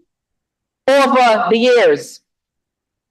From 2020 to 2023, 225 roads, community roads were done under this government. But with those who have a PhD for how to fail, Minister of Finance and Minister of Public Works, I want you to make a guess as to how much roads were done from 2015 to 2019 in Region number 2. 25 community roads, a mere fraction of what has been done by this government in 3 years in office in Region number 2. So that tells you where your intentions were in relation to this country and who exactly you wanted to exclude in this country. 25 road in 5 years. 225 under this government in 3 years. And comes and stands here as if they are telling the truth to this nation. Honorable Minister, I think that is imputing. Please. And they come here to this honorable house and spew untruths to the nation.